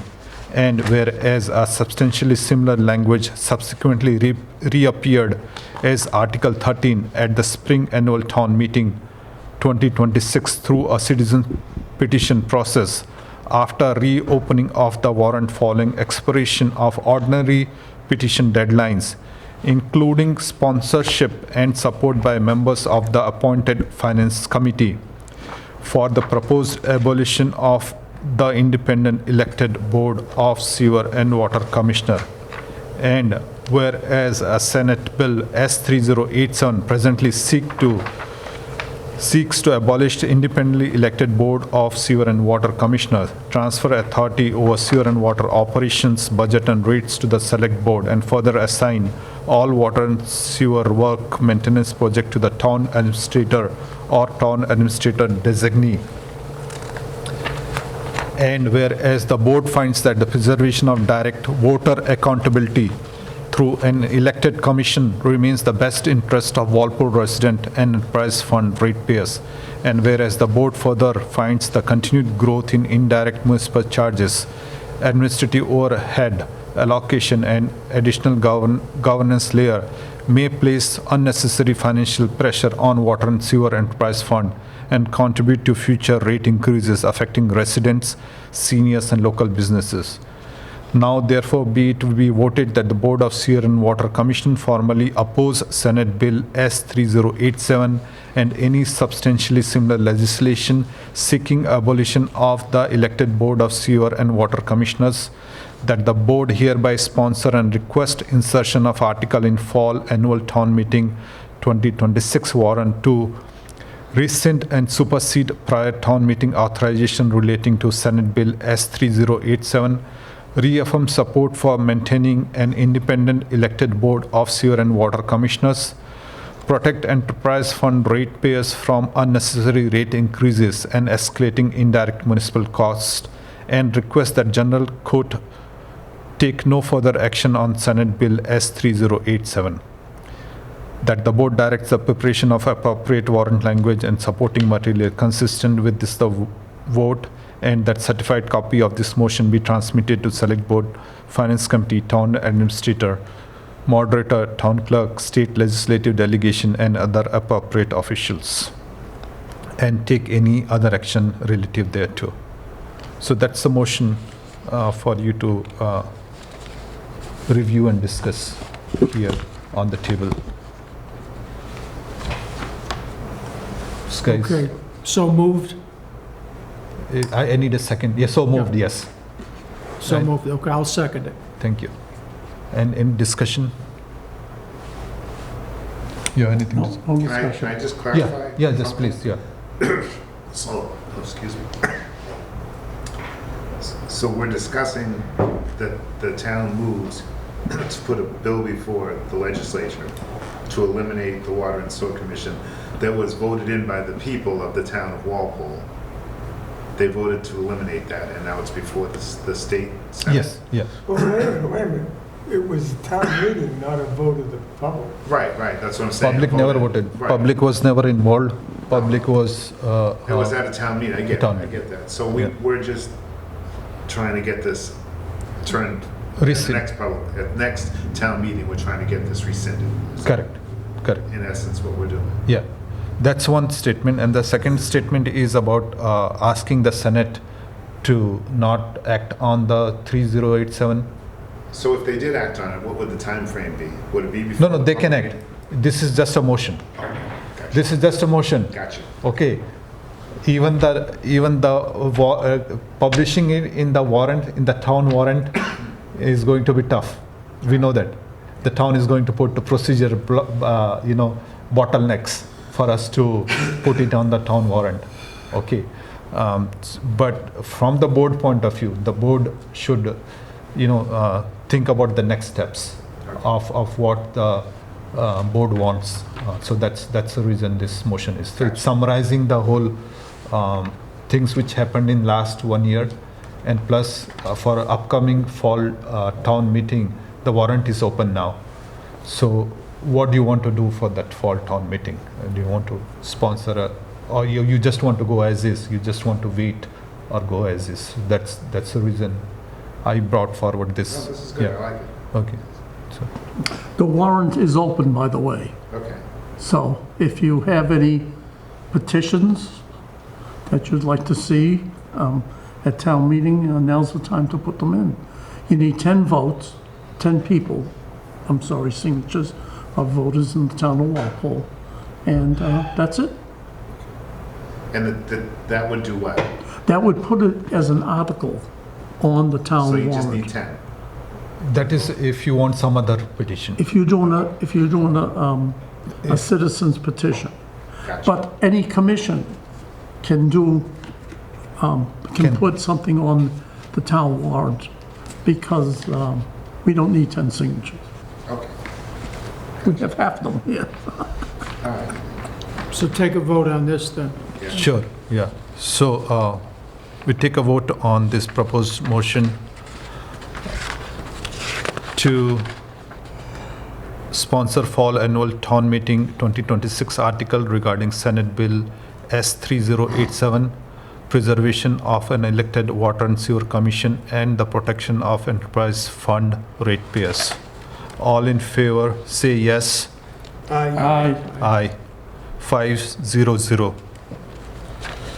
So this pass. You're going to have the clerk sign this Yeah, I'll do that. or Like, yourself? no, you just need 2 signatures to certify. Yeah. Just sign it. June 8th. Oh, you can do. It's your. Okay, now that's the main on this one, the S3807. Any other discussion on this topic? Shall we move to other topic? Let's move, yeah. Okay. So I suggest other public to come forward and write to their state representative if they have any concern on the current process. Thank you. You have to take all this with you. Okay, we're going back to our agenda, which is correspondence 1 from James Johnson about MWRA connection update. So we received a correspondence from James Johnson on June 3rd regarding MWRA connection update. You guys read that connection? It is in the meeting packet also. Yeah. If we're discussing that, Mr. Chairman? Yes. Just say, I don't know. The board has voted dozens of times committed to this project, and they continue to put it up in the air. Do you want to withdraw? Do you want to not do it? Do you want to do a temporary emergency service? I mean, I don't know what to say to this. It's like they just won't accept the intent of the elected commission. This is going on for like 10 years. Very disturbing. And they keep saying the consultants will be here. They expect to represent Winston-Salem to attend the next meeting, request, blah, blah, blah, information, tell you what they've done with the DEP, and then they don't come. Then we get another letter here on May 15th where the team, I don't know who the team must be, Director Mattson, Superintendent Nunnery, and the town administrator, and they say he wants to make us aware that Mr. Mattson and Mr. Nunnery recently had a call with the DEP and the DCR. And during the discussion, they were advised, now we have a consultant that's been paid to do this. They've been working on this for 2 years. They've been meeting with it. They've been preparing reports. They've been paid thousands and thousands and thousands of dollars. So we have 2 staff members now that randomly call the DEC and the DEP, and they're advised by Representative, Mr. Fastenal, we have to find out who this is, Vanessa Curran, who is advising, she's an outside consultant, the MWRA Commission on interbasin transfer matters. She does not currently feel or see the need for Walpole to connect to the MWRA.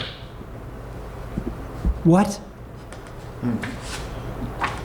And would like to better consider emergency connection. Who the heck is she? Where'd she come from? Who asked for her opinion? I don't care what her opinion is. She doesn't even work for the MWRA. Who the hell's calling her and obstructing the consultants from finishing the job that they've been asked like 24 times to do? And we keep getting the bull.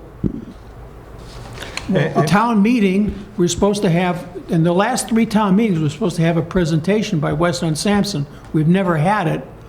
And I was told the last meeting that they were actually there, she was there to present and not called on to present. So I don't know, I mean, you talk about waste of taxpayer funds and ratepayers' funds. What the heck's going on here? Yeah, I think I agree on the statement that from last many years, the board has spent multiple amount of time and ratepayers' money. The town has also spent the ratepayer money on this proposal, MWRA connection. And it went through whole public hearing and everything. And now this memo of June 3rd, it seems that town administrator is saying that whether we still want this connection or not. So that's the summary, what I felt. And that's what Mr. John Hesneger is trying to say. My statement is that the board has always asked for this, particular connection as a proper connection. All the other assumption by different people outside the board, it varies every month, every memo. But from board point of view, we are always interested in getting MWRA water as cheap and as quickly as possible to protect the water and sewer ratepayers from, uninterrupted water, to give them uninterrupted waters. We don't want to play with the all these procedural things. The board has already given multiple motions to the town to get this connection, giving whatever the requirements of MWRA are, and it has been discussed multiple times. To explain to Mr. Hodges, within the last 6 months, we've had after multiple requests, we had 2 presentations here by Weston Sampson Engineering Company that they have multiple contracts to provide all this work. and they're supposed to be working with the DEP and doing all the environmental studies and everything more needed. And they report us, everything's going terrific. It's going swimmingly. Everything was fine, looking good. You know, they even said that the Neponset Water Commission was in favor of the program, and the local environmental groups were in favor of this. And all of a sudden, out of the blue... It's not out of the blue. Well, I just have to say, this is totally contrary. We had even a public information session we scheduled for the public up at the library.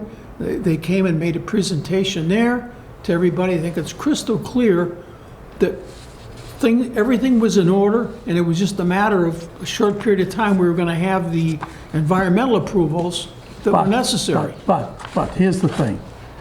Look at it from an outsider point of view. The select board keeps saying, we don't have a water shortage right now. Isn't that what they say? You listen to them. No. Well, you listen to what they say, they do say that. And one of the select board members voted against it. It's not a unanimous. Yeah. You don't think they know what's going on? And they're saying, well, here's Walpole, who's saying, gee, they currently have enough water, and we have one of the select board members, that's 20%, he's saying, I'm not voting for I don't want a connection to the MWRA. No, Patrick, that is No. incorrect. No, wait a second, But you're saying, no I'm one saying has that said we... this is facts I'm telling you about right now. We have plenty of water. This is The fact. MWR has said we have a stress basin, we don't have plenty of water. They want to decrease our withdrawal permits. They don't want to give us any more water, they give us less water. So they don't say that at all. So this is not coming from the MWRA. You didn't hear what I said. The select board is saying that we have enough water. One of the select board members voted against it. Okay, let's keep the Wait. discussion on our board. But that is Yeah. a justification for somebody else. One out of Well, five. this is why I think in town now is all of a sudden saying these things are, you said it came out of the blue. And I'm saying it didn't really. They're seeing that all the other towns have 100% in this game. But they see Walpole as not being 100%. Well, And I that's- think that's- There's no one person speaks for Walpole. The only person that speaks for Walpole and water is this commission. And this commission is voted for. And So it doesn't and matter that what some other committee thinks. even the town meeting has voted it. Yeah, the So town it's- meeting voted it. So so- that's not there's something fishy here. Somebody's not playing correct. Who is this person? Why, you gotta find out. Why are they making some kind of goofball personal opinion ruling? They have no authority to do that. All right, why don't we ask the Nunnery, who's our superintendent? No, we want to ask the MWRA who we've been told that this consultant for the MWRA she doesn't feel that Walpole should have interbasin, should have the water. Okay. Should have who is she? And who asked for her opinion? Let's direct our town administrator to find out. No. I want to go to the MWRA. The town administrator isn't talking to you. You just said you can't even talk to him unless you get a vote of the board. Did you hear what I So- said? Let's get the town administrator to ask the MWRA the questions you're asking. No. We have to do direct. Don't. So I suggest we can't work with memos and all.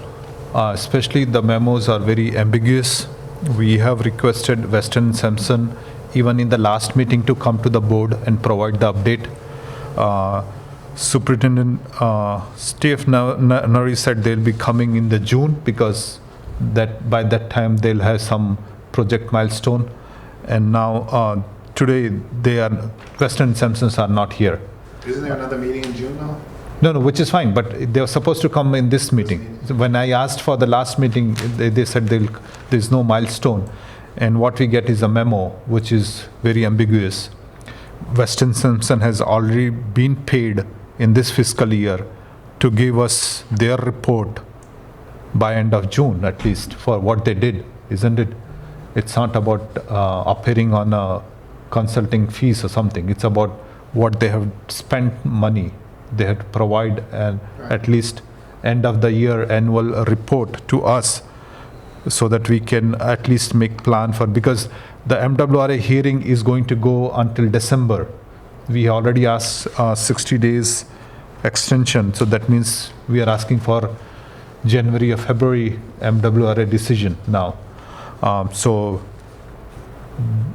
the consultant should come here and provide the update to the board so that we understand what is the situation and we can at least inform the public or have a debate on the position of the next steps. So anyone, I make a motion that the town official present their Weston and Sampson consultant here with the full report until today or until, until June 2026, and the next steps in the next board meeting. Okay. Seconded. Seconded. No, wait, his motion has to be different. Okay. It has to say that you move to have the town administrator do what you just said. Because otherwise, how do you get there? You Okay. have to have him tell them to show up here. But they are also, the Western Sampson are also being paid through the town money, isn't it? Yes, but we're not Okay. talking about the pay, we're talking about Okay. the way things Okay, are done. so I That's his job to get them here. It's your job to tell them to do it. okay, I amend my motion to say that the town administrator must, You direct the town I administrator move to that do town administrator get the consultant Weston and Sampson to provide MWRA project update to the board on the next board meeting. Yes. Be present here and provide the update in the next board meeting. I'll amend my second. Second. All in favor? Aye. Aye. Aye. 500. Any more discussion? It's very disturbing. I don't know, I try to tell the public. The state does not want us to take any more water. They want us to take less. We have water, but we can't take it. Period. They're trying to make water scarce and expensive for you, and it doesn't have to be. We have a solution here, and for some reason, the powers that be are obstructing the solution that we have developed with the MWRA. And it's hard for us to weed that out as to who's doing what and why. But this is a existential threat. There is no second chance. Contrary to what you've been told, even if we somehow got a permit to a replacement well for all the failing wells we have, that would not be sufficient to keep our present utilization of water, our per gallon, 2.39 million gallons per day. It's below that. And for the future, for all the other uses for the public and for the new hotels and for the new facilities and businesses, we need the more water.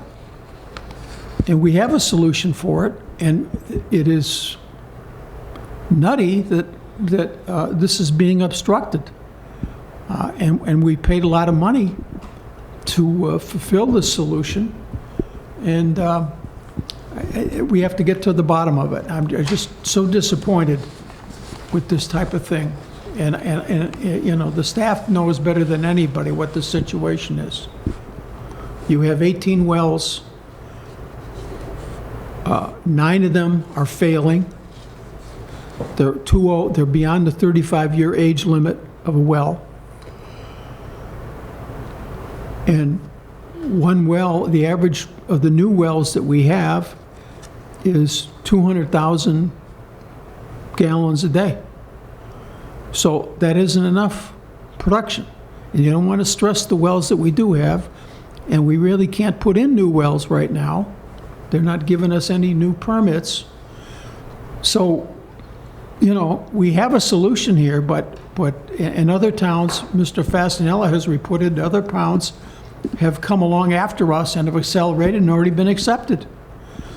And we have one of our neighbor towns who's, our neighbor towns are all involved. Canton has supplemental service, Norwood has MWA Water, Dedham has supplemental service, Westwood does. Well, our neighbors do. And our neighbor Westwood, they see what we're floundering, so they went to the MWA and they're asking to get more water. Before you know it, the water that has been earmarked for Walpole would be taken by others because of these crazy delays. So it's a serious matter. The board should follow in every meeting about the status of the MWA connection. Any further discussion? No? Shall we move to the next topic, which is PFAS update? This is a memo from Mr. James Johnson on June 3rd, on the same day. The memo says that earlier this week we received an update regarding the completion of conceptual design report for proposed PFAS treatment facility improvements. The report is currently undergoing internal review by Weston Sampson, and they anticipate providing it to the town in the near future. As part of this effort, Weston Sampson is developing a preliminary construction cost estimate for proposed improvement. It's a big memo, but the summary here is by through his cost. Okay, so the total construction cost for PFAS plant in this particular location will be $18.9 million. The updated 2026 cost estimate is $18.9 million for the PFAS treatment facility addition, together with the associated infrastructure and system upgrades required to support the project, is significantly higher than $10 million placeholder that was included in town's 5-year capital improvement plan last year. Now, this particular memo is saying that with respect to project scheduling funding, Weston Sampson has advised that in order to meet typical state revolving fund SRF deadline for 2027 funding distribution, the town would need to have a project funding authorized by June 2027. Based on this timeline, it appears that the town to consider requesting funding at either fall 2026 or spring 2027 town meeting. If town elects not to pursue SRF financing, the overall project schedule would be more flexible. For reference, they are asking for July 2026. They submit the SRF and submission and etc. But yeah, the overall summary of this particular memo is that the $18.9 million is just the construction cost. It does not contain anything Weston and Sampson or any other cost which may be more than $18.9 million, addition to the $18.9 million. I'll open the board for discussion.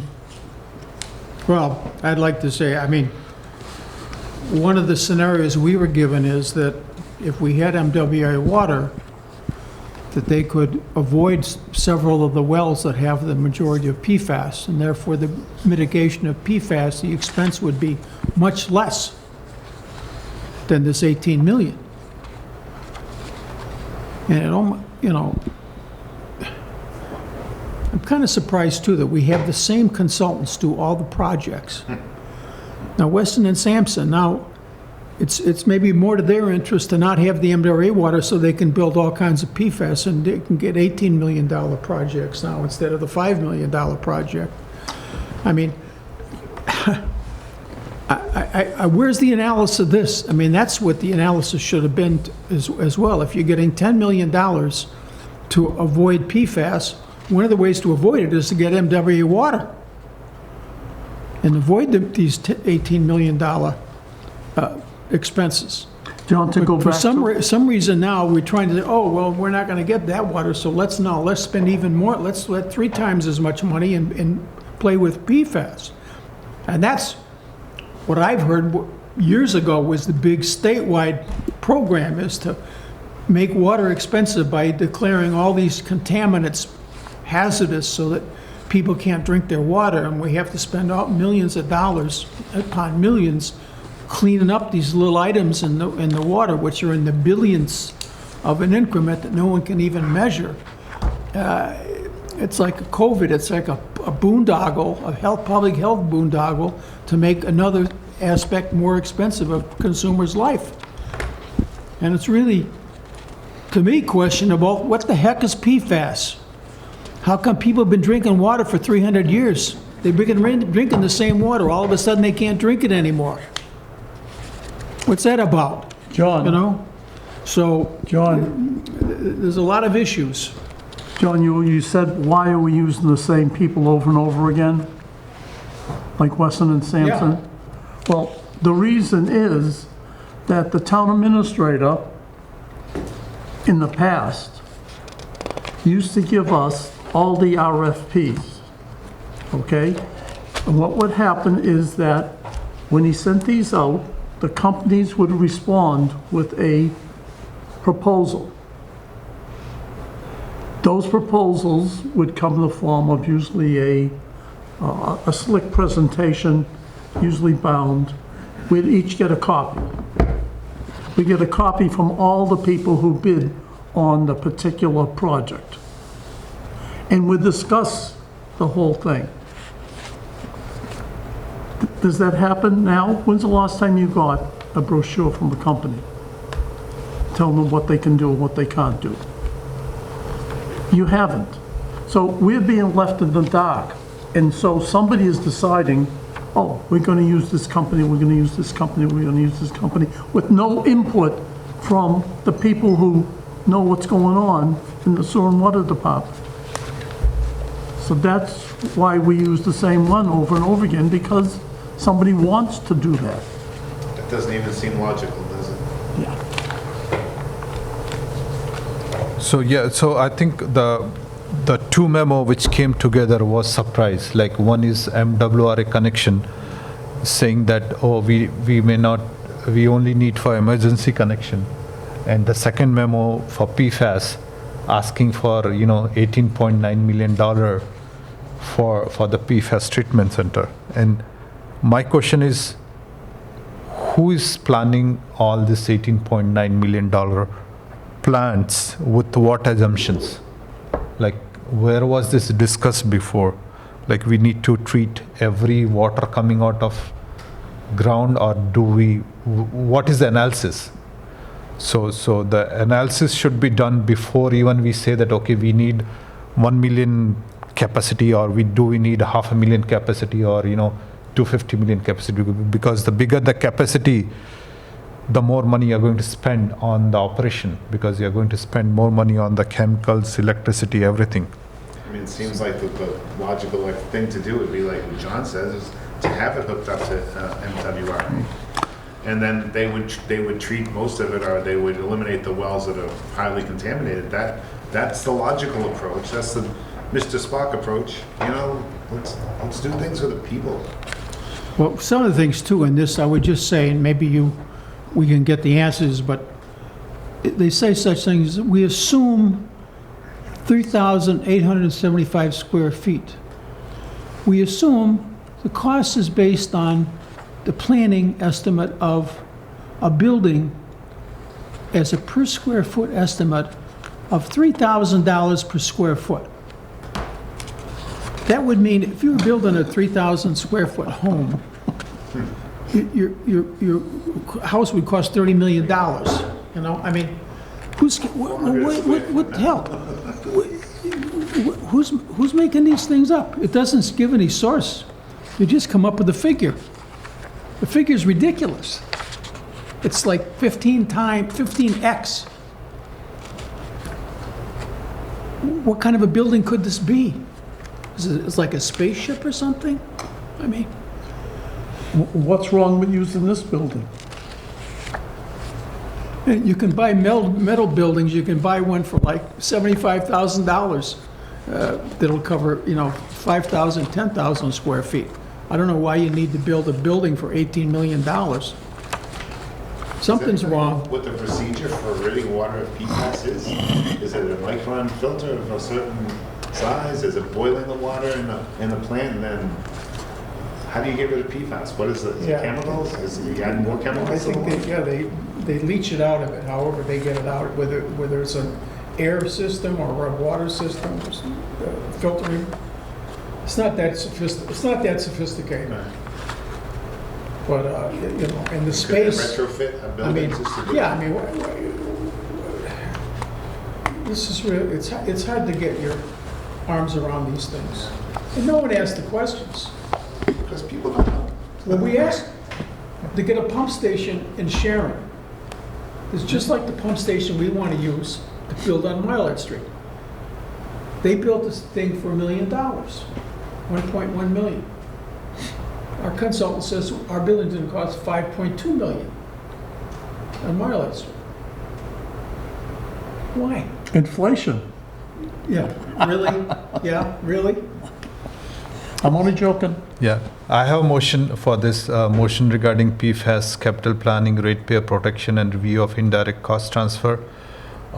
Whereas the town of Walpole is evaluating the construction of a proposed PFAS treatment facility and related infrastructure improvement at E.J. Delaney Water Treatment Plant with a preliminary estimated construction cost of approximately 18.9 million, exclusive of final design, engineering, financing, escalation, and long-term project management cost. Whereas the funding of this critical drinking water compliance project may require substantial long-term borrowing under MGL Chapter 44 funding, primarily through Water Enterprise Fund, and which may materially impact future water rates for Walpole consumer and long-term debt obligation for resident and business. Whereas the protection of safe, reliable, and compliant public drinking water remains one of the town's highest public health and infrastructure responsibility. Therefore, be it moved that Walpole Board of Sewer and Water Commissioner, pursuant to its oversight responsibility in the interest of public participation and transparency and fiscal accountability, formally requests that Select Board consider placing the following non-binding advisory question on the ballot for the next annual town election. This is or special town election called prior thereto, pursuant to applicable provisional of Massachusetts general laws. And the provision is, shall it be the policy of town of Walpole to further evaluate alternative water supply option, including supplemental water supply from Massachusetts Water Resource Authority, phased operation changes, and lower cost mitigation alternatives prior to authorizing long-term borrowing of construction of permanent PFAS treatment facility, currently estimated at approximately 18.9 million. So that's the one suggestion. Be it further moved that prior to the board sponsoring, endorsing, or recommending any article requesting permanent debt authorization for the construction of permanent PFAS treatment facility, the board requests that the town staff and consultant publicly present to the community a comprehensive alternative analysis evaluating available water treatment and supply methodologies, detailed financial projection outlining estimated impacts on Water Enterprise Fund, consumer water rates, and municipal debt services. Forecast a long-term annual operation and maintenance cost associated with a permanent treatment facility. A comparative analysis of MWRA supplemental or permanent supply alternative, including infrastructure connection cost and long-term wholesale water purchase obligation, well-by-well PFAS contaminated data and operational scenario modeling, potential phased and localized or local cost infrastructure implementation alternatives, and comparative ratepayer impacts under each proposed alternative scenario. So that's a motion I want to put. I had prepared it but didn't print it, but it's a verbal motion as of now. The big thing about this really is they say we're supposed to get $10 million in this program to go towards PFAS or mitigation in general, not sort of PFAS, but mitigation. But we don't know when we've asked, unless you've heard something I haven't. We asked about, well, do we get the money? Well, no, we didn't. We get some of it. We don't know how much, and we don't know when we're going to get the rest.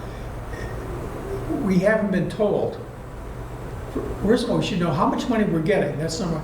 Then a logical question is, where's the proposal of how you're going to take care of this with the money that you're getting, with the 10 million? Not about how you're going to spend 20 million. I mean, it's like, and who determined what the need is? And when you ask about PFAS, it's a different story, isn't it, Patrick? Every time, how much and what well and when was it? There isn't any more. Well, remember when I asked him about how close we were to meeting the Standard. safety level, Yeah. and he's saying, he really didn't answer it. Well, they blend the rate. Well, It that's could be it. 18 over here and 2 over But- there, so they blend it and they say, well, it's under 10. So But it's was good. mentioned before, some wells are clean, some wells aren't. Yeah. I mean, how do you, there's got to be, that has to be taken into Well, it has to consideration. be explained to us. They have an obligation to tell us what that is, what's going on. Who's supposed to know if we don't know? Who's supposed to know what's going on? And further, John, there's different types of PFAS. Yeah, we know. It's per poly, fluoro, Per ppm, Yeah. per million parts. and there's like 6 of those compounds that are very dangerous according to No. what they know. There's 6 they've identified, they've come up with. There's over 59 of them already. They got them all online. Well- They're going to be bringing new PFAS out every year for the next 50 years. It's an intentional strategy to raise the cost of water and to make water like gold. It's a whole hoax that's been perpetrated on the country as a whole by the national water people and the Democrat Party, quite frankly. I'm glad you And- said it. It's true. And they've planned this as a strategy. No one can tell you. You ask people that run the micro, when you get down to a billionth of an inch, it's nothing. It's not even worth, and they say this, there's nothing there. If we go down the slippery slope of trying to deal with PFAS on a bit-by-bit basis, we'll be wiped out like every other town. The one salvation is the MWRA. We don't have to worry about PFAS underwater. I mean, why our people don't understand that and why they want to get involved with swimming in the PFAS and trying to solve a PFAS problem. It's the wrong road. It's the wrong fork in the road. So the motion is on the floor. I want a second. If you Second. Okay, second. Any more discussion? Okay, shall we vote on the motion? Yeah. So motion regarding PFAS capital planning, ratepayer protection and review of indirect cost transfer as told to the board. All in favor, say aye. Aye. 500. So I'll give the written summary to you, and it's already spoken here. So after this, I think the next, we close this discussion and move to the next one. Okay, thank you.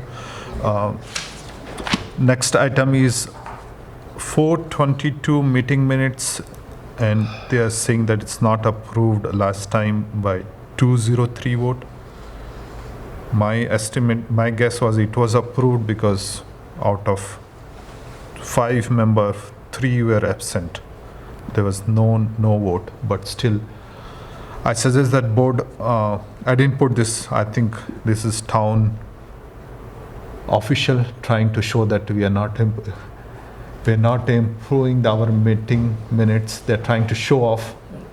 They have put this agenda So you on should this. probably approve the minutes even though you disagree with them. Yeah, that's what I'm saying. Like the board, they just, and I didn't put this on agenda. They have put, randomly saying that 203 is not a valid vote, but all other vote for, budget and everything, rate, they'll accept 2 vote.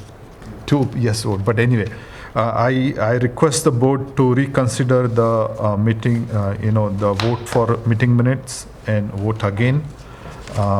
The 422 meeting minutes are there. In that meeting minutes, Mr. Bill Abbott, Pradeep Mishra, Patrick Fasnalo, and William Hamilton were present. Mr. John Hesneger was not present, and Mr. George Hodges was not elected or not in the board that time. So the only three people who can vote on this meeting minutes to approve is Mr. Patrick Fasnalo, Mr. William Hamilton, and Pradeep Mishra. All in favor say yes. Aye. I'm not doing anything. I'm not abstaining, I'm not voting, I'm just doing nothing. We have 5-member board. We need 3 votes to pass. It's a town game. I It's a know, town. and Yeah. I'm not want to play that game. Yeah. I can't vote. Yeah. You were absent in that meeting, but if you are Yeah, but I- reviewed, If you're reconsidering, I can still All vote. right, I Okay. abstain. okay. I'll vote yes. Okay, so out of, I vote yes, and the meeting minute passes by 3-0-1. 0-1. 3-0-1, and he's absent, so 3-0-2. No, I agree with what you said. Yeah. 3-0-2. The meeting minute passed, meeting minute of April 22nd The minutes are approved. approved. Okay, let's do that, whatever. Next topic is eminent domain MWRA 94 acre sludge dump. This was requested by Mr. Bill Hamilton. Can you Yes. talk about it? I'm very concerned that if this sludge dump is used, it can't be used right now, but if it would be used, this is the last location that I have been able to locate where we could have a reservoir, a new source of drinking water. And it's an ideal spot. It's fed by the Stop River, also rain and snow melt. And when Weston and Sampson built the fields, they destroyed the recharge area for the School Meadow Brook well field. And you can see that if you look at the maps before the fields were built, you see forest. You don't see any rivers, brooks, or streams carrying water away from that forest, because all that water went into the aquifer that feeds School Meadow Brook. So we need to have a new source of drinking water, and the MWRA 94 acre site is a good sludge dump possibility, but it's a better possibility for a reservoir. And I would hope that this commission would want to go after that possibility of turning that proposed sludge dump into a reservoir. It can't be used by the MWRA because it has no sewer. So, and it's in the protected area of the 5 prison complex, and no fishing, swimming, or boating would be allowed on that reservoir, which would save the town money, and it would be done by the by the prison complex. It's an ideal spot, and when they built the fields and they diverted all that water that was going into the aquifer down to the Neponset River, we could divert that water from the Neponset River into the new reservoir. And that would give us, I don't know how many millions of gallons exactly, but it would be at least 4. So 4 million gallons in the reservoir at least, plus 1 million from Mine Brook, would allow us to have 5 million gallons of water a day, which we need. And I'm in favor of doing an eminent domain for that MWRA 94-acre site, sludge dump. And I'd like to hear from the members. Do they support this also? I support taking it by eminent domain, that property that the state, that MWRA is holding, because there's no reason for them to hold it. Exactly. So therefore, maybe we should direct our town administrator to ask MWRA to cede that property to the town before we take it by eminent domain. How's that? Well, I hear you, but we'd have to discuss if we did to vote that, to take it by eminent domain, there's a whole process. Yeah. We'd have to get support to raise the money to do it. I think that Baker Hughes would contribute to that because they're monitoring all that contamination that's involved in the School Meadow Brook aquifer. And they bought Bird Machine, and now they are responsible for that contamination that is heading towards the School Meadow Brook. So I think we could get money from, help from Baker Hughes and Norfolk. Norfolk needs more water, and we could probably, from that 4 or 5 million gallons that we could get from the reservoir, to sell to Norfolk and also to the prison complex, because they need water. So I'm in favor of it, and I'm willing to make a motion tonight, but if the board would like, I'll wait till the next meeting on the 22nd so the people can think it over. Yeah, I generally suggest that any motion should be done after all the 5 commissioners speak. Sure. So, okay, so you both are speaking. I'll start. You're new, so you're just understanding. I'll give Mr. John Eisneger as the next speaker on this topic.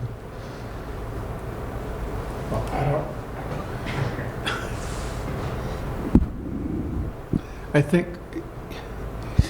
if you want to find out if the MWRA wants to declare the property surplus, that should be done through Mr. Fasanello. That's why we have a representative to the MWRA. You're not getting cooperation from other parts of the town of Walpole, and making these things, you're going to ask certain people of certain departments to do this. They're not going to do it.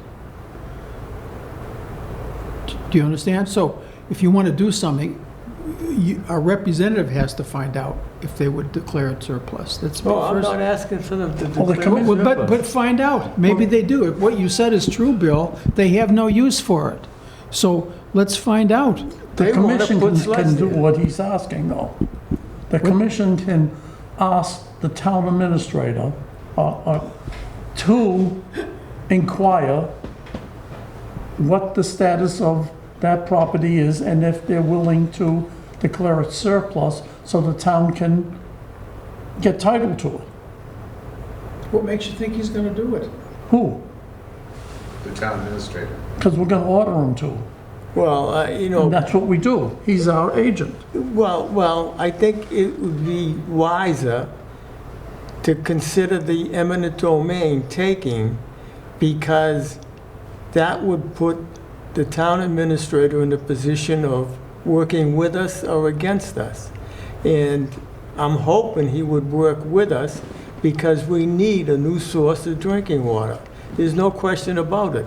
And if we lose School Meadow Brook, 1 million gallons a day from the MWRA and 1 million gallons a day from Mine Brook will not handle our water demands.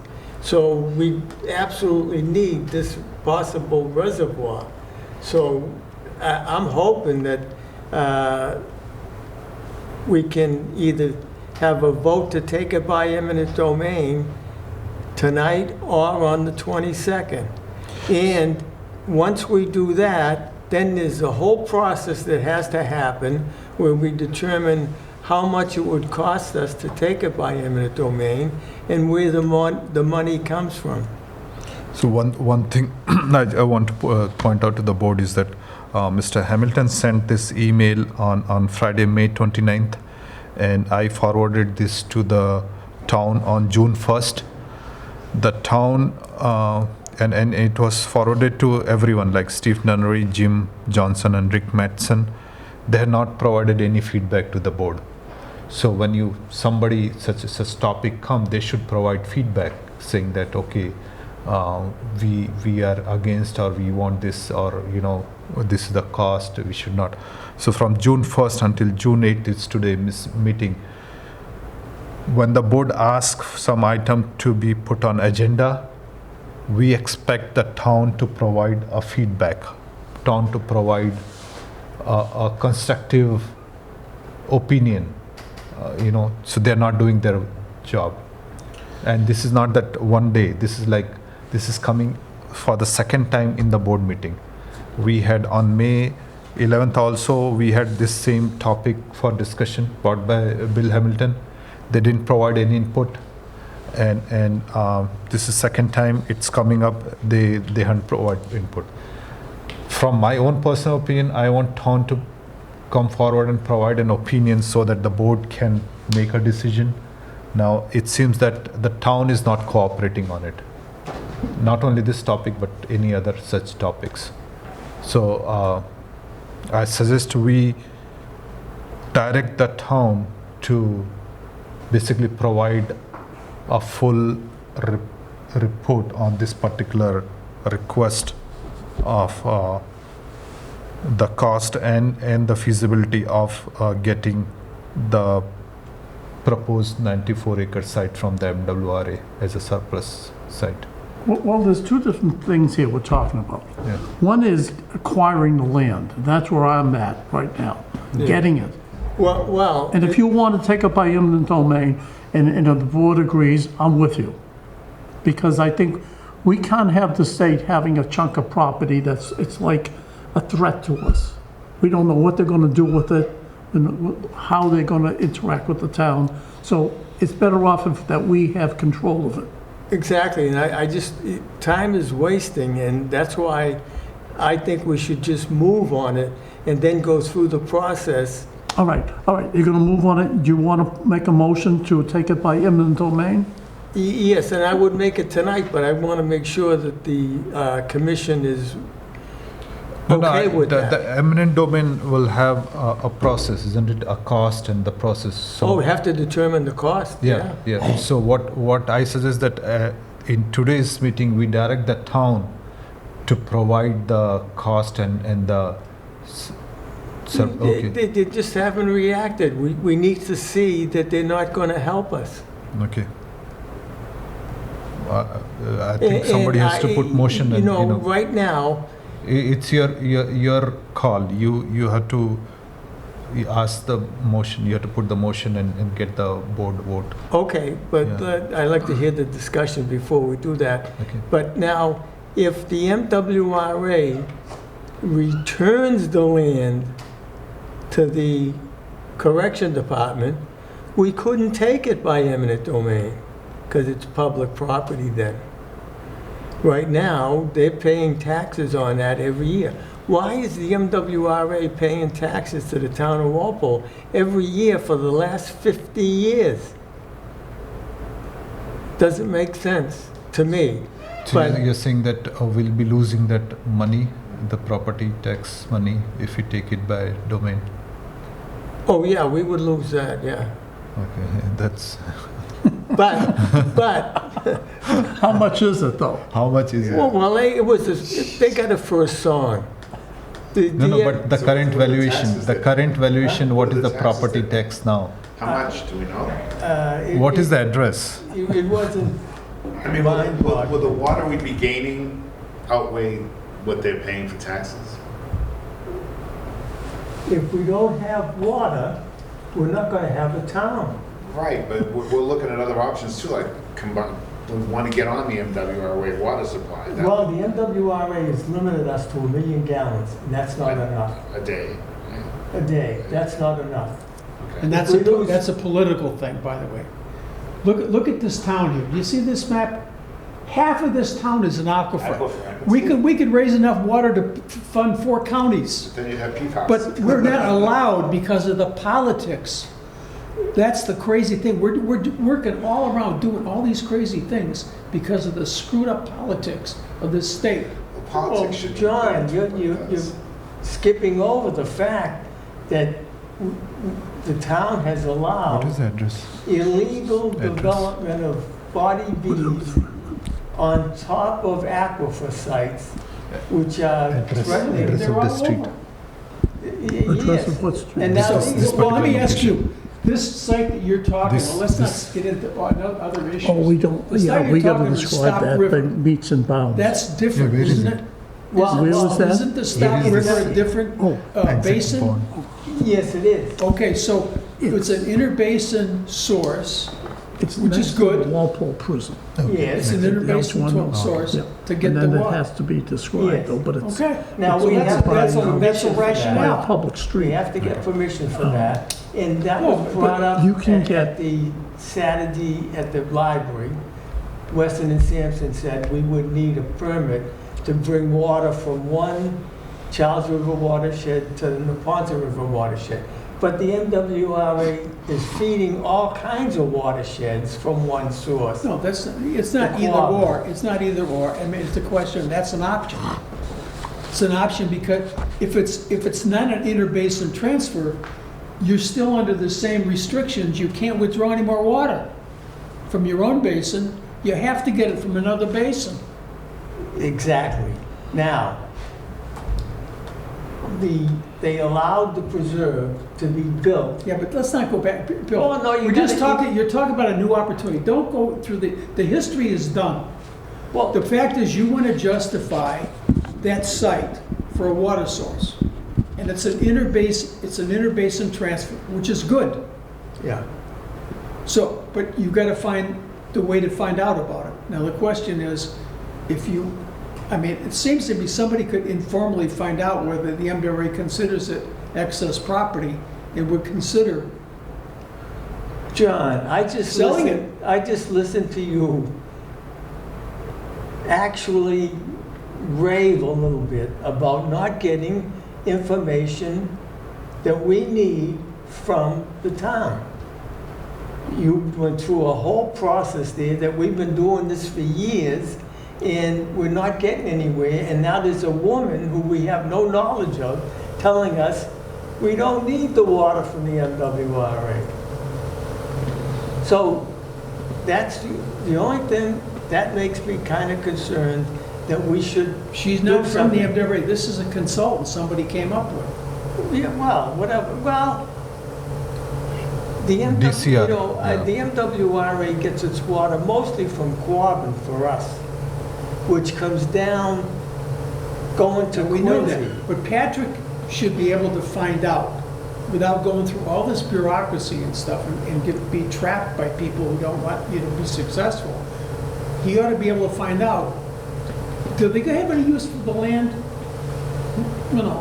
Might it be declared excess? You could talk to a couple people and find that out, Patrick. That would John. be very valuable before you go for eminent domain, because eminent domain puts a lot of flags up. Now you got the legislature involved, you got a lot of entities How is the legislature involved? funding. We could, I think that Baker Hughes would be willing to help fund, Norfolk would be willing to help fund, and the correction department would be willing to help fund, because they need water, Norfolk needs water, and we need water, and Baker Hughes is monitoring under the Baker, Then you have to talk to Norfolk, because maybe they would be willing to actually do something. I've already been told that they're interested in doing something. Not formally, but, so, the fact is, maybe it's time to strike while the iron's hot. Well, whatever that means, I don't know. Well, John, What I'm saying is, somebody should find out if they consider the property excess or available. That's all, that's, because that makes everything easier. If you don't want to do that, the slap in the face is saying eminent domain, that means we're gonna take this thing from you, go pound sand, we don't care what you think, we're gonna come and take it. When That's the that's a town, different approach. when the town was going to court to stop the MWRA site, This is, again, that's all ancient history, that doesn't count anymore. It- No one even knows about that, Bill. Yeah, People well- don't even know about that anymore. yeah, well, They they don't. made a deal with the No, town. but people don't care, Bill, that's in the past. And the town, the deal they made with the town, and it's important to know what these deals are, John. I know you spend a lot of time in town hall, because I've run into you there, so you know a lot more about what's going on in town hall than I do. But the fact true. is that the town decided to drop the lawsuit, which would have ended this whole situation, because the MWRA promised the town that they would move their sludge, they'd develop a sludge site somewhere else if we allowed them to keep this sludge site, these 94 acres, for 30 years. That was some 40 years ago, John. And they haven't moved to another site, and they're still paying taxes to us for like something like 50 years for a site they can't use, because there's no sewer in the Charles River watershed.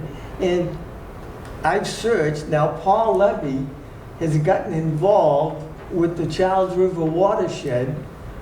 He's now the, whatever it is, the head of the committee, and he's the one who cited sludge at that site in Walpole.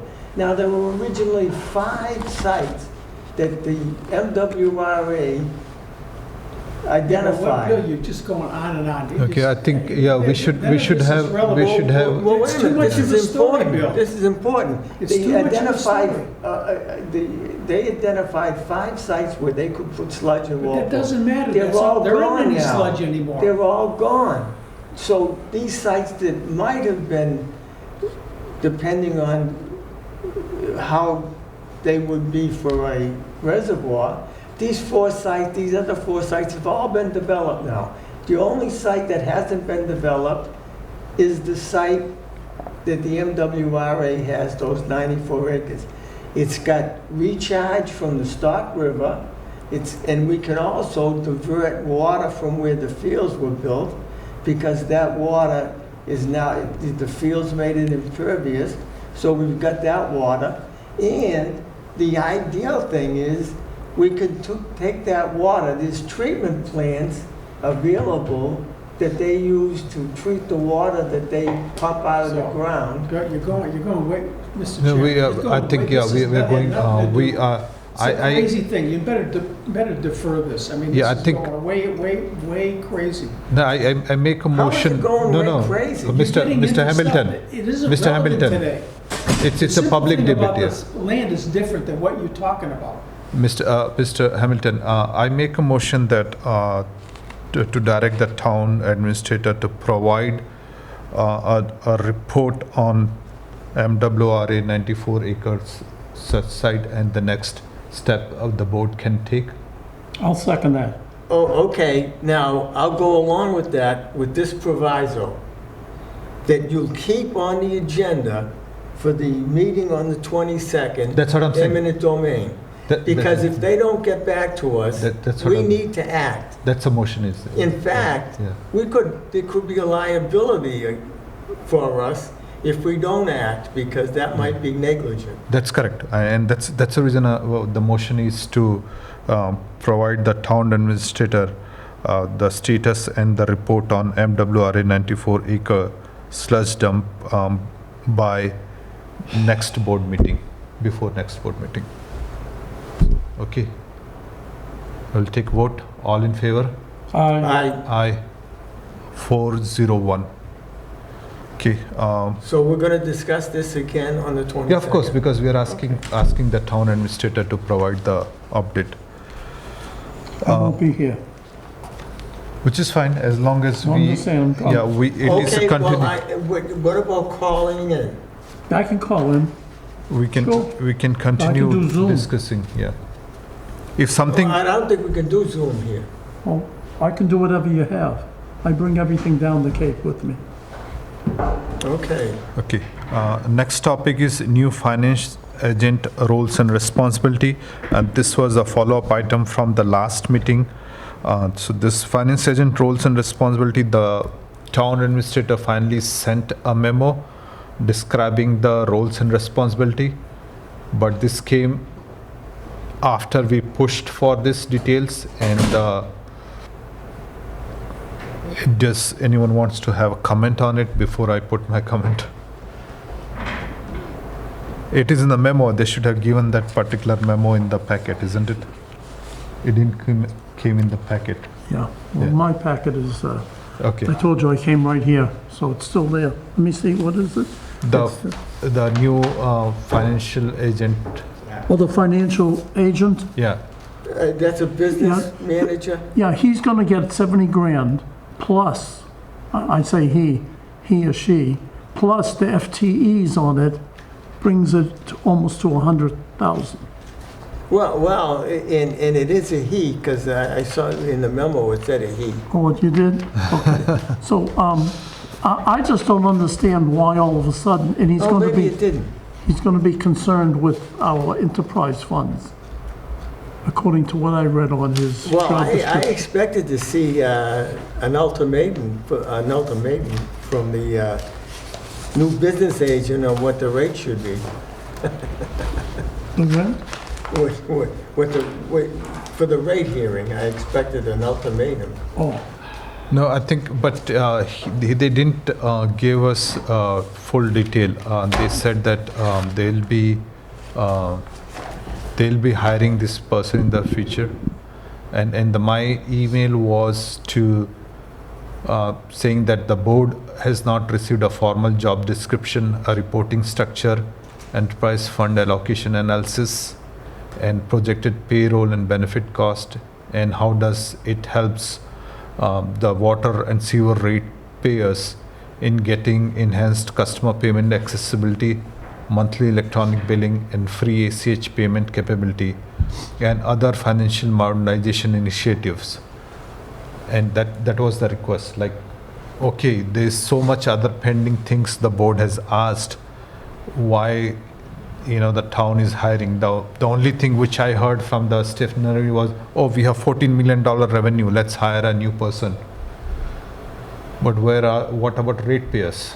Are they getting the bill on time? Their quarterly bill is still 30 days late. It is a meter lag days of 30 days. You cannot pay free online. You have to pay, 40 cents or 50 cents fees. Norwood, you can pay free of charge. There's so many other examples we can give where the ratepayers have a better financial option to make the payment on the utility bills than the Walpole. And those are the common sense changes which. So what are you looking to do? Defer this until you get further explanation? So More details? So he did provide the detail, but still the main concern is that do we really need that person or that role on the. Well, that's what I mean, you don't have the justifications, We don't have just so that's what you need. So I make a motion that we do not hire any other person in the underwater and sewer department until the town provides better billing, including monthly electronic billing and free ACH payment capability and enhanced customer payment accessibility to the ratepayers. That's my motion. Second. All in favor? All in favor? Aye. Aye. I'll abstain. Abstain. 401. An important point, although John doesn't care about some of these important points, but the MWRA, when they made that promise to us 50 years ago, that when they moved their sludge dump to somewhere else, they would give us that land. They would give us that land for fields. Okay. And the problem was that the correction department, that was a protected area, great for a reservoir, but not good for fields. So we built a field somewhere else. But at one point, Bill Abbott got confused because he thought we built the fields on the sludge dump site, which we didn't. That's correct. So moving on to the old business, do anyone wants to talk about it? Because, No, I move that we forget the old Yeah. business till next time. Oh, that's just one man's opinion. No, I'm just making a motion. I second. We've already gone 3.5 hours. 3.5 hours, yeah. That's enough. It's hard to, it's on old business here, it's hard to deal with that because we don't have representatives of the. No, that's what I'm saying, like. Of the administrator here, so they- can we put that off till next? Yeah, Well, I do Yeah. have something to say about the MWRA water connection. It's expensive getting it from the Norwood line, costs millions and millions of dollars. If we get it from up by the stadium and the two water towers in South Walpole, put the water from the MWRA right in those two water towers, that would be very efficient and very cost effective. noted. I make a motion to move all the old business again to next board meeting. And this second. Second. All in favor? Aye. Aye. I make a motion to close the meeting. Second. Second. All Move in to favor? adjourn. Move to adjourn. All in favor? The meeting's adjourned. Now,